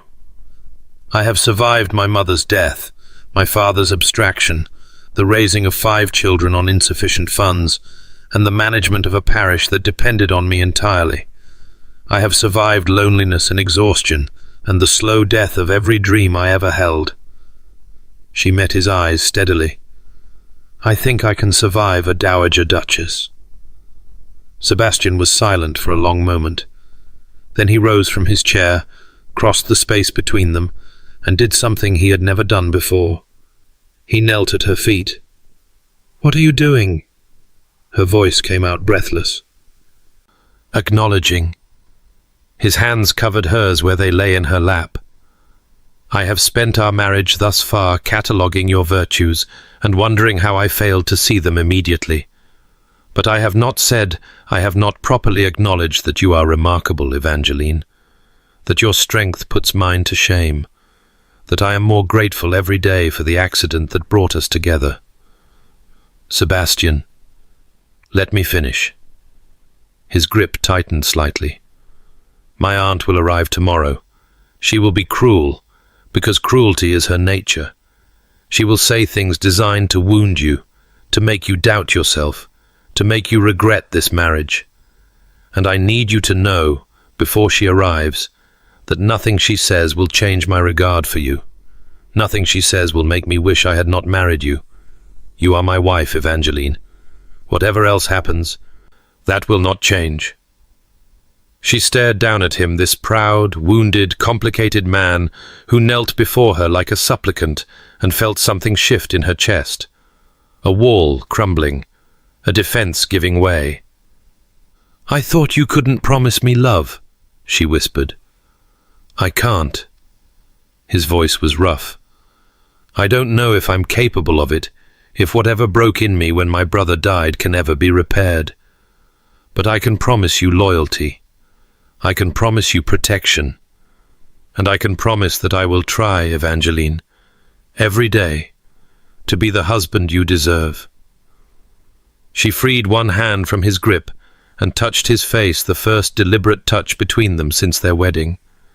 His skin was warm beneath her fingers, rough with the faint stubble of a man who had dressed in haste. "That's all I asked," she said, "that you try." He turned his head, pressing his lips to her palm, and she felt the kiss like a brand. Promise and possibility, and the first trembling edge of something neither of them was ready to name.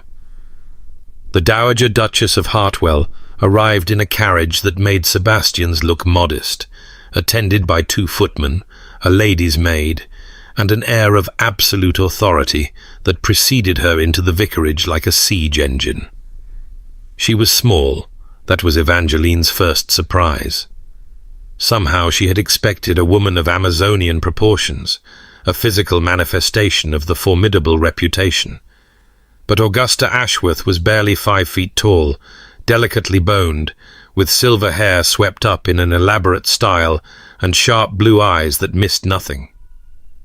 "So," she said, surveying the vicarage parlour with an expression that suggested she was cataloguing every worn cushion and faded curtain. "This is where my nephew's bride was raised." "Aunt Augusta." Sebastian stepped forward, his posture rigid with tension Evangeline recognized. "May I present my wife, Evangeline, Duchess of Hartwell." Evangeline dropped into the curtsy she had practiced all morning. "Your Grace, it is an honor to meet you." "Is it?" The dowager's voice was dry. "I rather doubt that. Rise, girl, let me look at you." Evangeline straightened, meeting those sharp eyes without flinching. The dowager examined her with clinical thoroughness, her dress, her hair, her posture, her hands. "Vicar's daughter," she said finally. "No fortune, no connections, no particular beauty. Tell me, child, what precisely do you offer my nephew that he could not have found in 100 drawing rooms across London?" "Honesty." Evangeline kept her voice steady. "Directness. A willingness to tell him when he's being a fool." Silence fell. Sebastian had gone very still beside her. The dowager's expression revealed nothing. Then, incredibly, the old woman laughed. "Well," she settled into the best chair without being invited, arranging her skirts with the ease of long practice. "At least you have spirit. That's more than I expected from a country nobody." "Aunt," Sebastian began, warning in his voice. "Oh, hush. If the girl can't handle plain speaking, she has no business being a duchess." The dowager's eyes fixed on Evangeline again. "Sit, child. We have much to discuss, you and I." Evangeline sat, her back straight, her hands folded in her lap. Sebastian remained standing, a protective presence at her shoulder. "You've created quite the scandal," the dowager continued. "A midnight wedding in a ruined church. A vicar's pronouncement with half the village as witness. It's the most entertainment society has had in months. I regret any embarrassment to the family." "Do you? How fortunate." The dowager's smile was thin. "The question is not whether you regret it, but what you intend to do about it. You are Duchess of Hartwell now, like it or not. That title carries expectations, obligations that cannot be shirked simply because you were not raised to them." "I have never shirked an obligation in my life." "No, I don't suppose you have." The dowager's gaze flicked to Sebastian. "She has steel, this one. I'm not sure whether to be impressed or alarmed." "You should be both," Sebastian said quietly. "I am." Something passed between aunt and nephew, a communication Evangeline couldn't quite read. Then the dowager nodded, a sharp, decisive gesture. "Very well. I will stay 1 week, time enough to assess the situation and provide what guidance I can. You will listen to my counsel, girl, whether you like it or not. And when I leave, you will be prepared to take your place in society without embarrassing this family further." "And if I refuse your counsel?" The dowager's eyebrows rose. "Then you will make your own mistakes and suffer the consequences. I am not your enemy, child, whatever you may think. I am simply a woman who has spent 50 years navigating the treacherous waters of society and has no patience for those who refuse to learn from experience." It was not a warm welcome, but it was not the attack Evangeline had expected either. She looked at Sebastian, saw the surprise barely hidden behind his careful mask, and felt something like hope stirring. "1 week," she said. "I accept your terms, Your Grace." "Augusta." The dowager's smile softened almost imperceptibly. "If we are to spend a week in each other's company, you might as well use my name." The week that followed was the most exhausting of Evangeline's life. Augusta Ashworth was relentless. She drilled Evangeline on etiquette, precedents, table settings, forms of address. She criticized her wardrobe, her posture, her accent, her tendency to speak too directly. She was cutting, demanding, and utterly without mercy. She was also, Evangeline gradually realized, exactly what she needed. "You have potential," Augusta announced on the 4th day, as they took tea in the vicarage parlor. Sebastian had been banished for the afternoon, leaving them to what the dowager called women's business. "Your manners are acceptable if unfashionable, and you have the intelligence to learn quickly, but you lack polish, girl, refinement, the kind of effortless grace that marks true breeding. I was not bred for this life, obviously, but breeding can be compensated for with sufficient effort. The question is whether you're willing to make that effort." Evangeline set down her teacup. "May I speak frankly, Your Grace?" "Augusta. And yes, I find I prefer your frankness to the simpering agreement I usually receive. I did not marry Sebastian for his title. I did not scheme to become a duchess. The circumstances that brought us together were genuinely accidental, and if there had been any honorable way to avoid marriage, I would have taken it. And yet here you are. And yet here I am." Evangeline met the older woman's eyes. "I cannot undo what has been done. I can only move forward, trying to be the wife Sebastian deserves and the Duchess this family requires. If your counsel can help me achieve that, I will listen. But I will not pretend to be something I am not, and I will not apologize for my origins or my character." Augusta studied her for a long moment. Then she nodded slowly. "My nephew," she said, "was a different boy before his mother died. Warm, open, quick to laugh. Her death changed him, made him more serious, more guarded. And then the business with his brother." She shook her head. "He has spent 7 years punishing himself for something that was not his fault, building walls so high no one could breach them. I had given up hope that anyone ever would. I don't know that I have breached them. You have made a start." Augusta's voice softened. "The way he looks at you, the way he speaks of you, it is not the way he looks or speaks of anyone else. You have reached something in him, child, something I thought dead beyond resurrection." Evangeline felt heat rise in her cheeks. "We barely know each other." "Knowledge comes with time. What matters is the foundation." Augusta leaned forward. "Let me tell you something about the Ashworth men, since you have married one and will likely raise others. They feel deeply, too deeply, some would say. They love with an intensity that can be destructive if unchecked. Sebastian's grandfather nearly bankrupted the estate pursuing a woman who did not love him in return. His father drove away everyone who might have helped him after his wife's death. His brother..." She paused. "Well, you know what happened to his brother. Sebastian fears he carries the same capacity for destruction. Yes, and he is not wrong to fear it." Augusta's gaze was steady. "But the capacity for great destruction is also the capacity for great devotion. If Sebastian learns to love you, truly love you, he will be the most faithful, dedicated husband any woman could wish for. The question is whether you can survive the learning. What do you mean? I mean that he will fight it. Every step of the way, he will resist the very thing that could save him. He will push you away, find fault, create distance. He will do everything in his power to prove that he is not worthy of love, because accepting that he might be would require him to risk everything. Augusta's voice dropped. The woman who destroyed his family taught him that love is manipulation, that trust leads only to betrayal. You will have to teach him differently, and it will not be easy. Evangeline absorbed this, turning it over in her mind. The pattern Augusta described it matched everything she had observed. Sebastian's careful distance, his sudden moments of warmth followed by retreat, the way he seemed startled by his own feelings. Why are you telling me this? Because you need to understand what you're facing.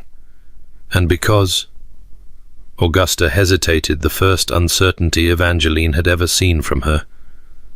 Because I failed my nephews. Both of them. I saw the danger, saw the woman working her poison, and I said nothing. I told myself it was not my place to interfere, that they were grown men capable of making their own decisions. And then Richard was dead, and Sebastian was frozen, and I had to live with the knowledge that my silence had helped destroy them both. You couldn't have known. I knew. Augusta's voice was sharp. I knew exactly what she was, and I said nothing, and my silence killed my nephew as surely as the bullet that stopped his heart. She met Evangeline's eyes. I will not make that mistake again. Whatever happens between you and Sebastian, you will not face it alone. You will have my support, my counsel, my protection. I owe that much to his mother's memory, if nothing else. It was not affection, not yet, but it was alliance, offered freely, and Evangeline recognized the value of it. Thank you, she said quietly. Augusta waved a dismissive hand. Don't thank me yet. I intend to work you mercilessly for the remainder of this week. By the time I leave, you will be prepared to enter society without embarrassing yourself, or you will have collapsed from exhaustion trying. Despite herself, Evangeline smiled. I don't collapse easily. No. Augusta's lips quirked. I don't imagine you do. The end of the week brought an unexpected development. Lady Helena Cavendish arrived in the village without warning, accompanied by her father and an entourage that suggested a social campaign rather than a casual visit. She was beautiful. Evangeline had to admit that, with raven hair and porcelain skin, and the kind of elegant figure that made even simple travelling clothes look like court dress. She was also, it became immediately clear, furious. My dear Duke, Helena swept into the vicarage parlour where Sebastian and Evangeline had been taking tea with Augusta, her smile sharp enough to draw blood. I came as soon as I heard the extraordinary news, marriage, to a country vicar's daughter. How unexpected. Sebastian rose, his expression cooling several degrees. Lady Helena, I was not aware you were visiting the area. A happy coincidence. Her eyes swept over Evangeline with barely concealed contempt. You must be the bride. How quaint. Lady Helena. Evangeline inclined her head, refusing to rise to the bait. Welcome to our humble village. Humble indeed. Helena's laugh tinkled like breaking glass. Tell me, how did you manage to trap the most elusive bachelor in England? The ton is simply dying to know. There was no trap. Sebastian's voice was ice. The circumstances of our marriage are well documented. Oh yes, the collapsed roof, the convenient storm. Helena's eyes glittered. So romantic, almost as if it was staged. The implication hung in the air. Evangeline felt her temper rising but forced it down. This woman wanted a reaction, wanted to provoke her into some vulgar display that could be reported back to London society. "I assure you," Evangeline said mildly, "if I were capable of controlling the weather, I would put the ability to far better use than trapping unsuitable dukes." Augusta made a sound that might have been a suppressed laugh. Sebastian's lips twitched despite his rigid posture. Helena's smile faltered. "I meant no offence, of course. I merely wondered—" "You wondered how a woman without fortune or connections could possibly attract a man like Sebastian." Evangeline rose, drawing herself to her full height. "The answer, Lady Helena, is that I did not try to attract him. I challenged him, argued with him, told him truths no one else dared speak. And somehow, against all probability, he found that more appealing than the simpering agreement he receives everywhere else." Silence fell. Helena's lovely face had gone pale with fury. "How refreshing!" Her voice was brittle. "I do hope such novelty sustains a marriage. In my experience, men tire of challenge eventually and return to what is comfortable." "Then perhaps your experience has been with the wrong men." Sebastian stepped to Evangeline's side, his hand coming to rest at the small of her back. "I find myself more intrigued by my wife each day, not less. But I thank you for your concern." The dismissal was absolute. Helena stood frozen for a moment, her composure cracking. Then she swept toward the door, pausing only to deliver a final barb. "I do hope you're not too overwhelmed by your new position, Mrs. Forgive me, Your Grace." She stumbled deliberately over the title. "Society can be terribly unforgiving of those who don't quite fit." The door closed behind her with more force than necessary. Augusta broke the silence first. "Well, that was entertaining. That was a declaration of war." Sebastian's hand remained at Evangeline's back, warm and steady. "Helena has never accepted rejection gracefully, and she has connections throughout London society. She will do everything in her power to make your life difficult. Then I will simply have to survive it." Evangeline turned to face him. "I am not afraid of her, Sebastian." "You should be." His grey eyes were worried. "She is clever, vindictive, and well-connected. She can destroy reputations with a whisper." "Then we give her nothing to whisper about."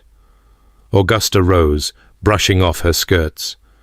"From this moment forward, you will be the perfect Duchess, gracious, elegant, above reproach. You will give her no ammunition, no weakness to exploit. And when you finally take your place in society, you will do it with such impeccable dignity that even Lady Helena Cavendish cannot touch you." It sounded exhausting. It sounded terrifying. But Evangeline straightened her shoulders and nodded. "Teach me," she said. "Teach me everything." The third week of Evangeline's marriage brought a shift she hadn't expected. Sebastian began staying later each day, finding excuses to extend their time together. He brought books from London classical texts he had ordered specially, volumes on ancient civilizations that made her eyes light up in a way that seemed to fascinate him. He asked questions about her childhood, her dreams, the person she might have been if circumstances had been different. And he began to touch her. Small touches at first, his hand at her elbow as they walked, his fingers brushing hers as he passed a teacup. Then bolder ones, his arm around her waist as they stood at the window, his lips against her hair when he thought no one was watching. Each touch sent warmth spreading through her body, awakening something that had lain dormant for so long she had forgotten it existed. She was attracted to her husband, genuinely, viscerally attracted, in a way that had nothing to do with duty or obligation. And from the heat in his grey eyes when he looked at her, from the tension in his body when they stood too close, the attraction was mutual. They were sitting in the garden one evening, watching the sunset paint the sky in shades of gold and rose, when Sebastian finally broke the careful distance between them. "Evangeline."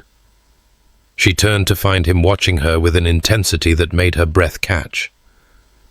"We have been married 3 weeks," he said quietly, "and in that time, I have come to know you better than I have known anyone in years.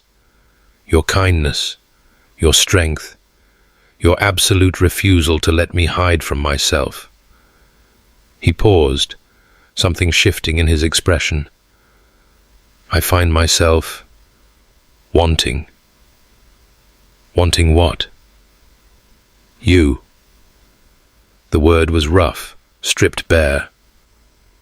"I want you, Evangeline, not because honor demands it, not because propriety expects it, but because you have become necessary to me, in ways I do not fully understand and cannot seem to resist." Her heart was pounding. "Sebastian, I know we agreed to a month.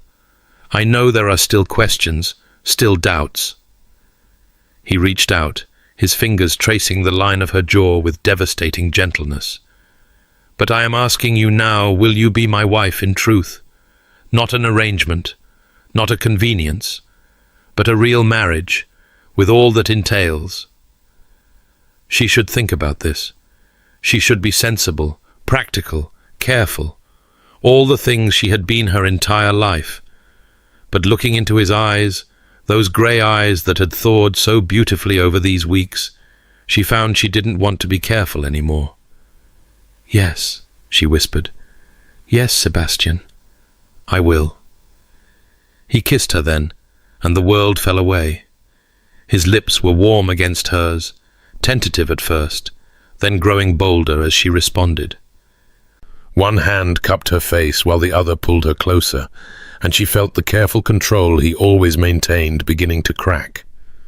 This was not the Ice Duke who had arrived at her door 3 weeks ago.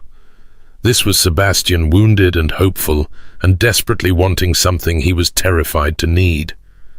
When they finally broke apart, both breathing unsteadily, his forehead rested against hers. "I should go," he murmured, "before I do something that shocks your father." He's been expecting this for days. Prudence told him it was inevitable. "Your sister is too romantic for her own good." Perhaps. But she wasn't wrong, was she? Evangeline pulled back slightly, meeting his eyes. "This was always going to happen. From the moment you knelt in the mud to help Thomas find his rabbit." "That rabbit," he laughed softly. "If someone had told me that a rabbit would change my life, then you wouldn't have believed them." She touched his face, marveling that she was allowed to do so. "None of this should have happened. None of it makes sense. And yet, here we are. Here we are." He kissed her again, softer this time, a promise rather than a question. Then he rose, pulling her to her feet. "Tomorrow," he said, "we will begin making arrangements for you to come to Hartwell Park. It's time I faced my ghosts, and time you saw what you've married into." "I'm not afraid of ghosts." "You should be." But he was smiling, that rare, genuine smile she had grown to treasure. "Mine are particularly persistent." He left her standing in the garden as the last light faded, her lips still tingling from his kiss, her heart full of a hope she had never expected to feel. She was falling in love with her husband, and against all odds, she believed he might be falling in love with her too. The 4th week began with sunshine and ended in ruins. Preparations for Evangeline's move to Hartwell Park were underway, and the vicarage hummed with activity. Trunks were packed, farewells were planned, and Thomas had made her promise at least 7 times that he could visit and see the Duke's horses. Sebastian was lighter than she had ever seen him, still guarded with others, but with her, something had opened. He laughed more. He touched her freely, casually, as if he had been doing it for years. He spoke of the future, their future, with a certainty that made her chest ache with happiness. It couldn't last. She should have known it couldn't last. The assembly in the nearby town of Ashworth was a modest affair by London standards, but for the village it was the social event of the season. As the newly married Duchess of Hartwell, Evangeline was expected to attend on her husband's arm their first public appearance as a couple. She dressed carefully, in a gown Augusta had helped her select, with her hair pinned in a style that was elegant without being ostentatious. When Sebastian saw her descending the stairs, his expression made every hour of preparation worthwhile. "You are exquisite," he said quietly, taking her hand. "You sound surprised." "Not surprised. Grateful." He pressed a kiss to her palm. "Shall we scandalize the countryside together?" The assembly was everything Augusta had warned her about: curious eyes, whispered comments, society matrons assessing her worth with every glance. But Sebastian stayed by her side, his hand at her waist, and gradually the whispers faded into background noise. They danced, and Evangeline discovered that her husband moved with unexpected grace. They talked with neighbours, accepted congratulations, played the part of a happily married couple so well that she forgot they were playing at all. Lady Helena arrived late, making an entrance designed to draw every eye. Her gown was stunning, her beauty undeniable, her smile sharp as broken glass. "Your Grace," she curtsied to Evangeline with mocking precision. "How delightful to see you looking so comfortable in your new role." "Thank you, Lady Helena. I find comfort comes easily when one is content." "Content?" Helena's laugh was brittle. "Such a modest ambition. I suppose contentment is all one can hope for in a marriage of convenience." "Our marriage," Sebastian said coldly, "is no longer your concern." "Is it not?" Helena's eyes glittered. "Then perhaps the circumstances of your courtship are not my concern either. Perhaps the truth about what really happened that night in the church. There is no truth beyond what has already been told." Evangeline felt ice forming in her stomach, though she kept her voice steady. "A storm, a collapsed roof, an honourable resolution. An honourable resolution to a situation someone very carefully arranged." Helena's smile widened. "Tell me, Your Grace, did you know the roof had been weakened deliberately?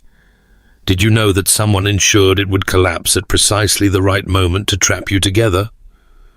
The noise of the assembly seemed to fade. Evangeline was aware of Sebastian going rigid beside her, of faces turning toward them, of the horrible understanding dawning in his grey eyes. "What are you saying?" His voice was dangerously quiet. "I'm saying that your romantic accident was no accident at all." Helena produced a folded paper from her reticule. "I have here a statement from the builder who weakened those beams. He was paid quite handsomely, though he claims not to know by whom. But the timing, the precision, the convenient outcome." Her eyes fixed on Evangeline. "Someone wanted you trapped with the Duke. Someone wanted this marriage to happen." "That's absurd." Evangeline's voice sounded strange to her own ears. "I had never even met the Duke before that day. Why would I?" "Why indeed?" Helena's expression was pure venom. A vicar's daughter with no prospects. Suddenly Duchess of Hartwell, a family on the edge of poverty, suddenly guaranteed security for life. "Tell me, Your Grace, what wouldn't you do for such an opportunity?" "Enough." Sebastian's hand closed around Evangeline's arm, not gently, not with the tenderness she had grown accustomed to, but with the rigid control of a man barely containing his fury. "This conversation is over." He steered her away from Helena, away from the staring crowd, out through a side door into the cool night air. Evangeline stumbled after him, her mind reeling. "Sebastian, don't." He released her arm, stepping back as if her touch burned. "Don't say anything. You can't believe her. You can't possibly believe I would—" "What am I supposed to believe?" His voice cracked. She has evidence, Evangeline. A confession from the man who sabotaged the roof. The timing, the circumstances, it all fits. It fits a narrative she's constructed to destroy us.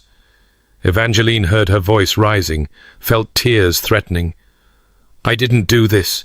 I didn't plan anything. The storm, the collapse, it was all accident, all chance. Was it? His grey eyes were cold again, so cold, all the warmth of the past weeks frozen solid. Or have I been played for a fool once more? Have I learned nothing from what happened with my brother? The words hit her like a physical blow. I am not that woman. Her voice shook. I am not the person who destroyed your family. How can you even compare? How can I not?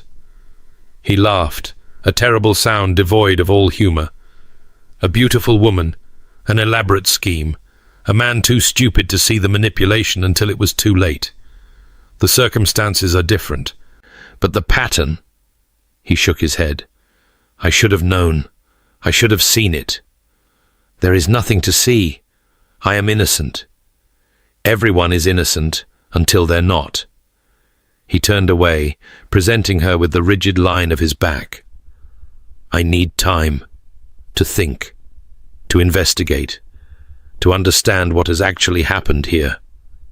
Sebastian, please, go back to your family, Evangeline. His voice was flat, empty. I will send word when I have decided what to do. And then he walked away, leaving her standing alone in the darkness, her reputation in tatters and her heart in pieces. Evangeline did not cry. She stood in the darkness outside the assembly hall until her legs began to shake, until the cold night air had numbed her fingers and her face, until she was certain she could walk back inside without breaking. Then she found her father, pleaded a headache, and allowed him to take her home in their modest carriage, while the whispers followed her like a plague of locusts. She did not cry in the carriage, while her father patted her hand and murmured confused reassurances. She did not cry when they reached the vicarage, and Prudence met them at the door with worried eyes and 100 questions. She did not cry when she climbed the stairs to her small bedroom and closed the door behind her, shutting out the world and everything in it. She sat on the edge of her narrow bed, Sebastian's signet ring still on the chain around her neck, and she breathed. In, out, in, out. She had survived worse than this. She had buried her mother and raised her siblings and managed a household on nothing.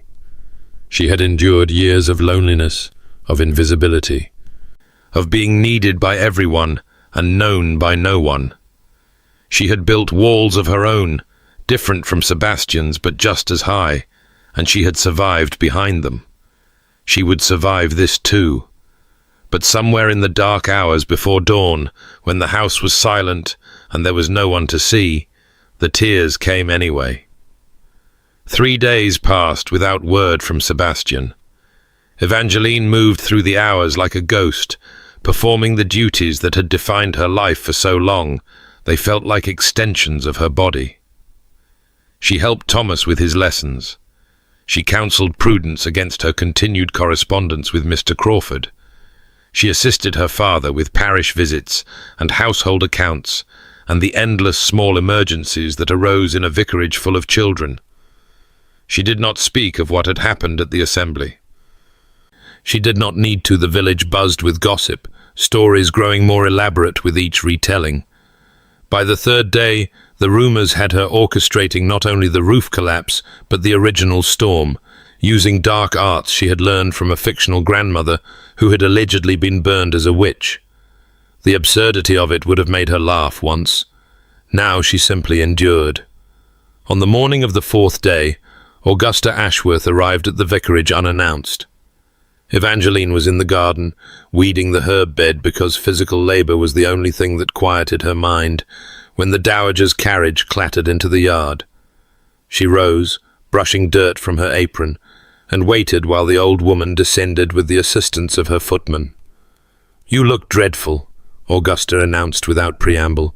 "Thank you, Your Grace." You look well yourself. Don't be pert." But there was something almost approving in the dowager's expression as she surveyed Evangeline's dishevelled state. "You haven't collapsed, at least. I half expected to find you in bed with a bottle of laudanum." "I don't collapse." "No, I'm beginning to believe you don't." Augusta gestured toward the house. "Shall we go inside? What I have to tell you shouldn't be heard by the entire village."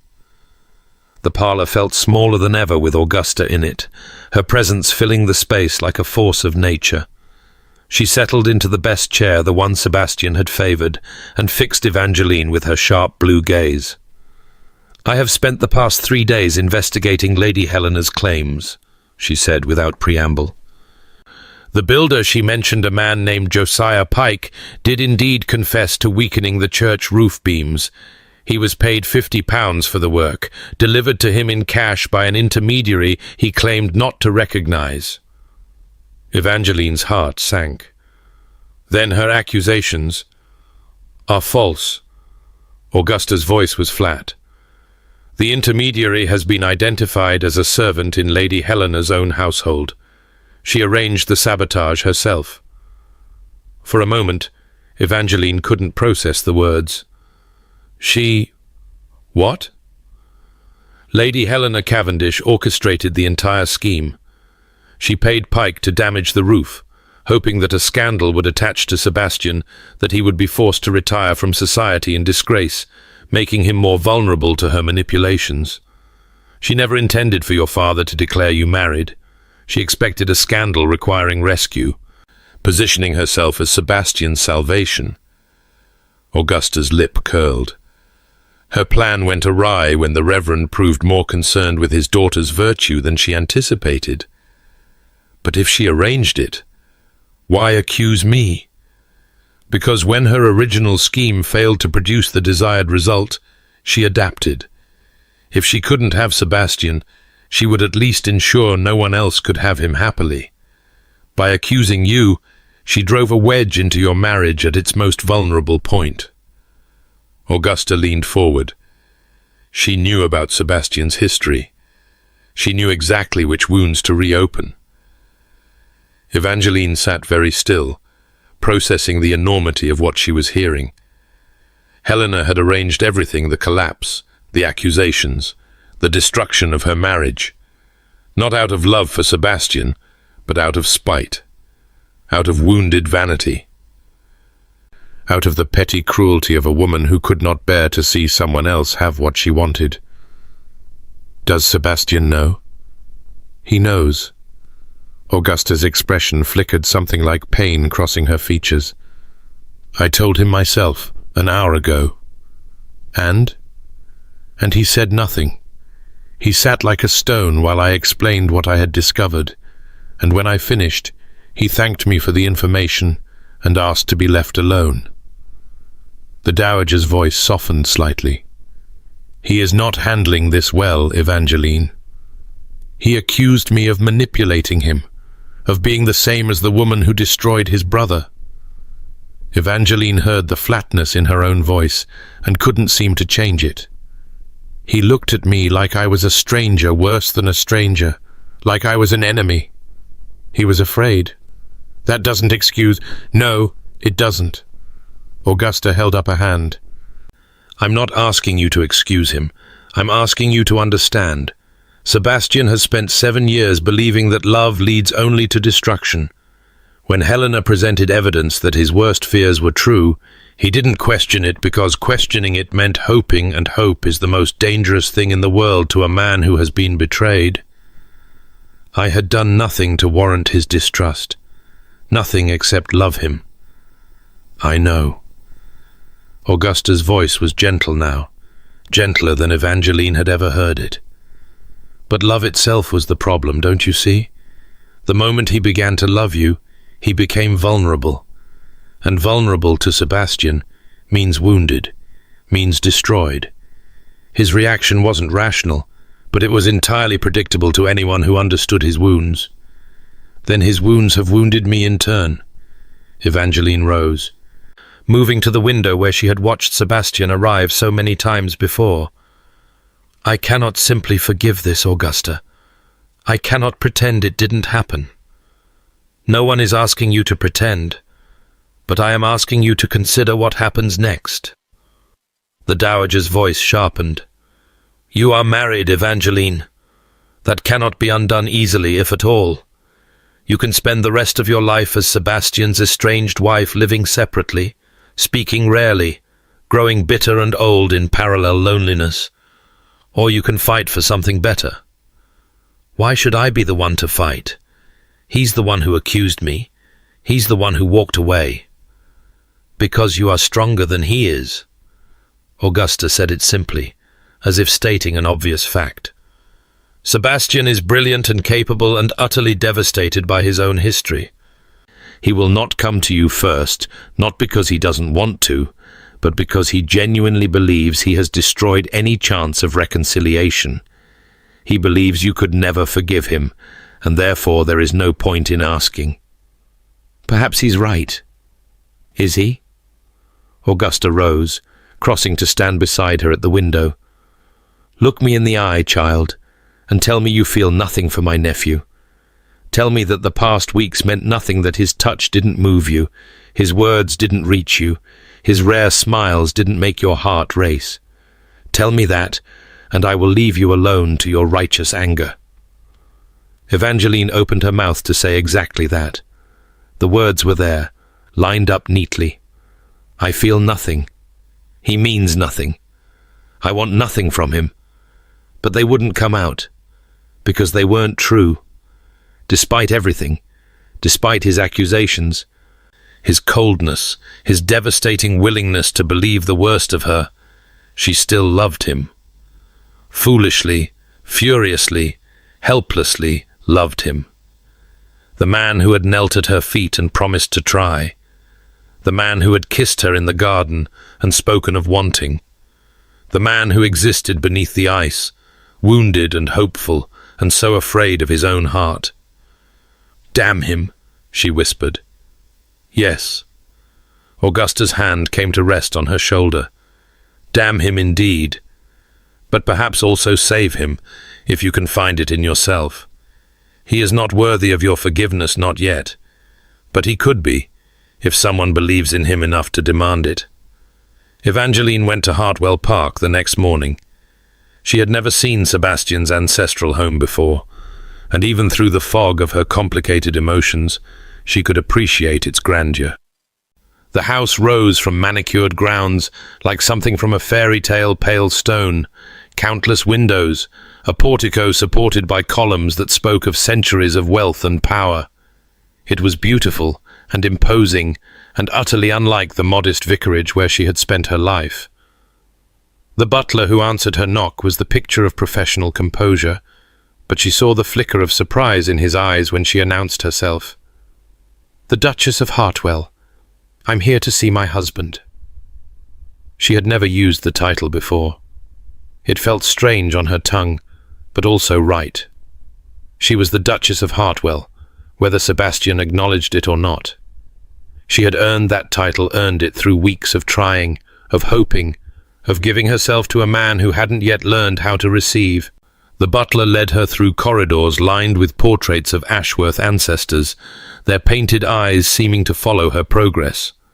She caught glimpses of elegant rooms, fine furniture, evidence of a wealth beyond anything she had imagined. But beneath the grandeur, she sensed something else: emptiness, stillness, a house that had stopped being a home long ago. Sebastian was in the library. Of course he was in the library. It was the room he had described most often, the place where he had spent his happiest childhood hours before tragedy reshaped his world. He sat in a chair by the window, a book open in his lap, but he wasn't reading. He was staring at nothing, his face haggard in a way that suggested sleepless nights and tormented days. He looked up when she entered, and she watched hope and fear and longing chase each other across his features before the familiar mask descended. Evangeline? Her name in his voice, stripped of all protection. Sebastian. She didn't move from the doorway. We need to talk. Yes. He set aside the unread book, rising with visible effort. I know. Augusta told me what she discovered. I know the truth now that Helena arranged everything, that you were innocent, that I... His voice cracked. That I destroyed us for nothing. You didn't destroy us. Didn't I? He laughed, a hollow sound. I accused you of manipulation. I compared you to the woman who killed my brother. I walked away from you in front of half the county, leaving you to face the gossip alone. If that's not destruction, what is? It's betrayal. She kept her voice steady with effort. It's pain. It's a wound that will take time to heal, but destruction implies something that cannot be rebuilt, and I'm not ready to believe that yet. Something flickered in his grey eyes, hope, quickly suppressed. Why not? Why would you want to rebuild anything with me after what I did? Because I love you. The words fell into the silence between them, simple and devastating. Sebastian went very still. You shouldn't. His voice was rough. I don't deserve... No, you don't. She stepped into the room, closing the distance between them until she could see the shadows under his eyes, the tension in his jaw. You don't deserve my love, or my forgiveness, or any chance at happiness. You behaved abominably. You let fear make your decisions, and in doing so, you hurt me more than anyone has ever hurt me in my life. Evangeline, I'm not finished. She held up a hand. You broke my heart, Sebastian. You took everything I had given you, my trust, my hope, my belief that we could be something real, and you threw it away because a vindictive woman told you a clever lie. You chose to believe the worst of me without evidence, without investigation, without even asking for my side of the story. You condemned me in your heart before I ever had a chance to defend myself. He flinched, as if she had struck him. I know. Do you? Do you understand what it felt like to stand there, watching the man I loved look at me like a stranger? To hear you compare me to the woman who destroyed your family? Her voice shook despite her efforts. You knew me, Sebastian. You knew my character, my history, my heart. And you chose to believe I was capable of elaborate manipulation rather than accepting the simpler truth that we found each other by accident, by chance, by grace. I was afraid. The words came out broken. I was falling in love with you, and it terrified me. When Helena presented her evidence, part of me, God help me, part of me was almost relieved. Because if you were a schemer, if you were using me, then I didn't have to risk anything. I could retreat behind my walls and tell myself I had escaped disaster. He met her eyes, and his were bright with unshed tears. But the disaster was losing you, and I didn't understand that until you were gone. Evangeline felt her anger warring with her compassion, the fury at what he had done battling the love that refused to die despite everything. This man had wounded her deeply. But he was wounded too, scarred by a history that had taught him trust was foolish and love was dangerous. He was wrong, but he was also trying to be right. I meant what I said at the assembly, she said quietly. When we agreed to this marriage, I asked you to try, to feel, to be more than the frozen man the world believes you to be. I tried. I failed. You failed once. That's not the same as failing forever. She reached out, her fingers brushing his jaw the first time she had touched him since that terrible night. I'm asking you again, Sebastian. Not to be perfect, not to never make mistakes, but to try, to fight for this instead of running from it, to choose me even when you're afraid, especially when you're afraid. How can you still want that? His voice was ragged. After everything? Because the alternative is worse. She stepped closer, close enough to feel the warmth of his body. I spent 7 years not wanting anything for myself, not dreaming, not hoping, not believing I deserved more than duty and sacrifice. And then I met you, and for the first time, I wanted something. Wanted it so badly I was willing to risk everything to have it. And I destroyed that wanting. You damaged it, but it's not destroyed. Her hand slid from his jaw to rest over his heart. I still want you, Sebastian. I still love you. And I am willing to fight for our marriage if you are, but only if you fight too. I cannot do this alone. I cannot carry us both. For a long moment he didn't move. She could feel his heart racing beneath her palm, could see the battle playing out behind his eyes. Fear against hope. Habit against change. The comfortable prison of isolation against the terrifying freedom of genuine connection. I don't know how. His voice was barely a whisper. I don't know how to be the man you deserve. Then learn. She pressed her hand harder against his chest. Learn with me. Make mistakes and apologize for them. Fall short and try again. Be imperfect and broken and afraid, but be present. Be here. Don't retreat into the ice when things get difficult. And if I fail again, then we deal with it together, the way married people do. She managed a small smile. I've been told I'm rather formidable when it comes to managing crises. Something shifted in his expression. Something cracked open, releasing years of frozen emotion. She saw the moment he made his choice, saw it in the way his shoulders dropped and his hands came up to cup her face. I love you. The words were raw, unpolished, clearly unfamiliar in his mouth. I have loved you since you lectured me about my failures in a ruined church, and I have been too frightened to admit it, even to myself. I love your honesty and your strength, and your absolute refusal to let me hide. I love the way you manage your family, and the way you challenged me, and the way you saw past my walls when no one else even knew they existed. Sebastian, I'm not finished. His thumbs traced her cheekbones, gentle as a whisper. I will fail you again. Not the same way, never that way again, but in other ways, smaller ways, because I am damaged and imperfect and still learning how to be human. But I swear to you, Evangeline, on whatever honor I have left, that I will never stop trying. I will never retreat without a fight. I will never choose fear over you again. That's a significant promise. It's the most significant promise I've ever made. He rested his forehead against hers. Will you hold me to it? Will you call me on my failures and demand better, and refuse to let me settle for less than what we could be? Yes. The word came out thick with emotion. Always. He kissed her then, not the gentle kisses of their courtship, but something deeper, desperate, a claiming and a surrender all at once.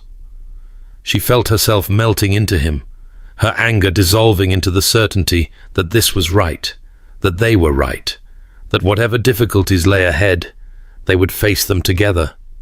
When they finally broke apart, both breathing unsteadily, he pulled her close and held her as if afraid she might disappear. I don't deserve you, he murmured into her hair. Probably not. She pressed her face against his chest, breathing in the scent of him. But you have me anyway. Try not to waste it. His laugh was shaky but real. I'll do my best. See that you do. She pulled back to meet his eyes. Now what do we do about Lady Helena? The warmth in his expression cooled to something harder. Helena will face consequences for what she's done. I've already begun proceedings. Her actions constitute criminal sabotage, and the builder is prepared to testify against her. Will that be enough? It will be enough to ruin her socially, which is the only punishment she would truly feel. His jaw tightened. She valued her position in society above all else. Losing it will destroy her more thoroughly than any legal action. Good. Evangeline felt no guilt for the satisfaction in her voice. She tried to destroy us. She deserves to face the consequences. Bloodthirsty. His lips curved slightly. I approve. I learned from the best. She took his hand, twining her fingers through his. What happens now? Now? He looked around the library, at the house that had been his prison for so long. Now I introduce my wife to her new home. Properly this time. And then we begin building the life we should have started weeks ago. That sounds... She paused, searching for the word. That sounds wonderful, actually. It does, doesn't it? He raised their joined hands to his lips. Welcome to Hartwell Park, Evangeline. I hope you'll be happy here. She looked at him, this complicated, wounded, trying man, and felt hope bloom in her chest for the first time in days.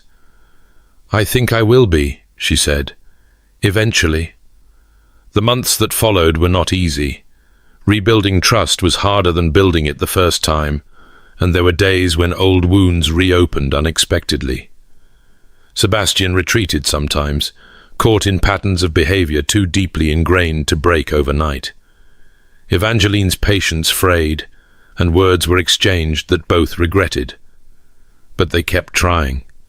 They developed rituals, morning tea together, evening walks through the grounds, a weekly dinner where they practiced the radical honesty they had promised each other. Sebastian learned to recognize when his walls were going up and to fight them down before they became barriers. Evangeline learned to ask for help when she needed it, to accept that leaning on her husband was not weakness. The Blackwood family visited often. Thomas became a regular fixture at Hartwell Park, absorbed in the library and the stables and the endless wonders of a great estate. Prudence abandoned Mr. Crawford entirely after meeting a young naval lieutenant at Evangeline's first ball as Duchess, a match that eventually led to a quiet wedding and a posting to Portsmouth. Marcus came to discuss theology with Sebastian and left with a respect for the Duke that he had never expected to feel.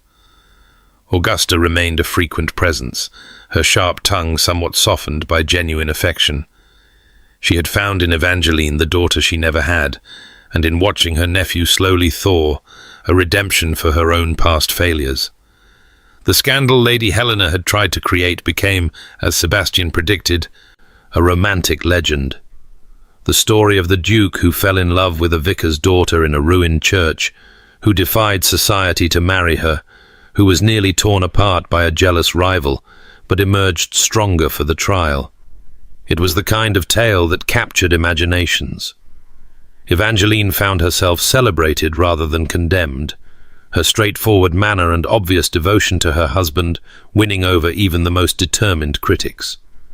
Helena herself disappeared from society entirely, her reputation destroyed by the exposure of her schemes. Rumours placed her in various locations, a convent in France, a distant cousin's estate in Scotland, a small house in the countryside where she lived in genteel poverty. Evangeline found she didn't care where Helena was, as long as she was nowhere near Hartwell Park. A year after their chaotic wedding, Evangeline gave birth to their first child, a son, dark-haired like his father, but with his mother's warm brown eyes. They named him Edward, after Sebastian's grandfather, the man who had built Hartwell Park and dreamed of a dynasty. He's perfect. Sebastian sat on the edge of the bed where Evangeline rested with their son in her arms, his voice hushed with wonder. Completely perfect. He's red and wrinkled and rather loud. But she was smiling. Though I suppose he'll improve with time. He has your stubbornness already. Sebastian touched the baby's tiny hand, his finger engulfed by a miniature grip. He refused to arrive until he was ready, regardless of what anyone else wanted. That sounds more like your stubbornness to me. Perhaps. He leaned down to kiss her forehead. Perhaps he has the best of both of us. She looked at him, her husband, the father of her child, the man who had learned to love despite his fear, and felt her heart swell with a contentment she had never imagined possible. He has everything he needs, she said softly, A home, a family, parents who chose each other deliberately, consciously, every single day. Is that what we do?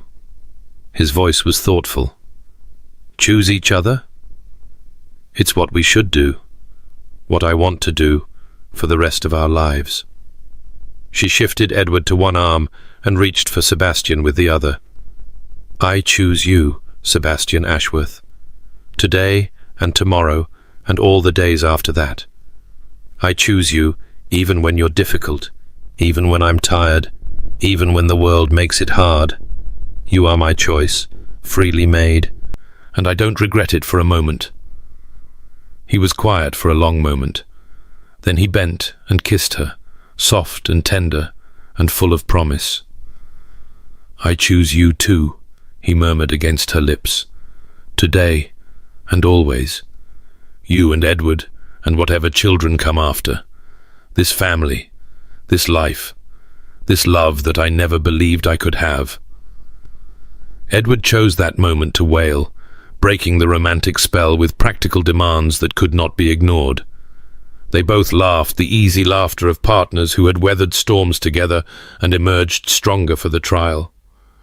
Your son requires attention, Sebastian said, retreating to give her space. My son? He's your son when he's inconvenient? Naturally. That's how parenthood works, I'm told. She swatted at him, missed, and turned her attention to soothing their child. But her heart was full to overflowing with a happiness she had never dared to want. 8 years later, on a summer afternoon much like the one that had changed everything, Evangeline sat on the terrace of Hartwell Park and watched her family scattered across the lawn. Edward, now 8, and looking more like his father every day, was attempting to teach his younger sister Charlotte to ride the pony Sebastian had given her for her 6th birthday.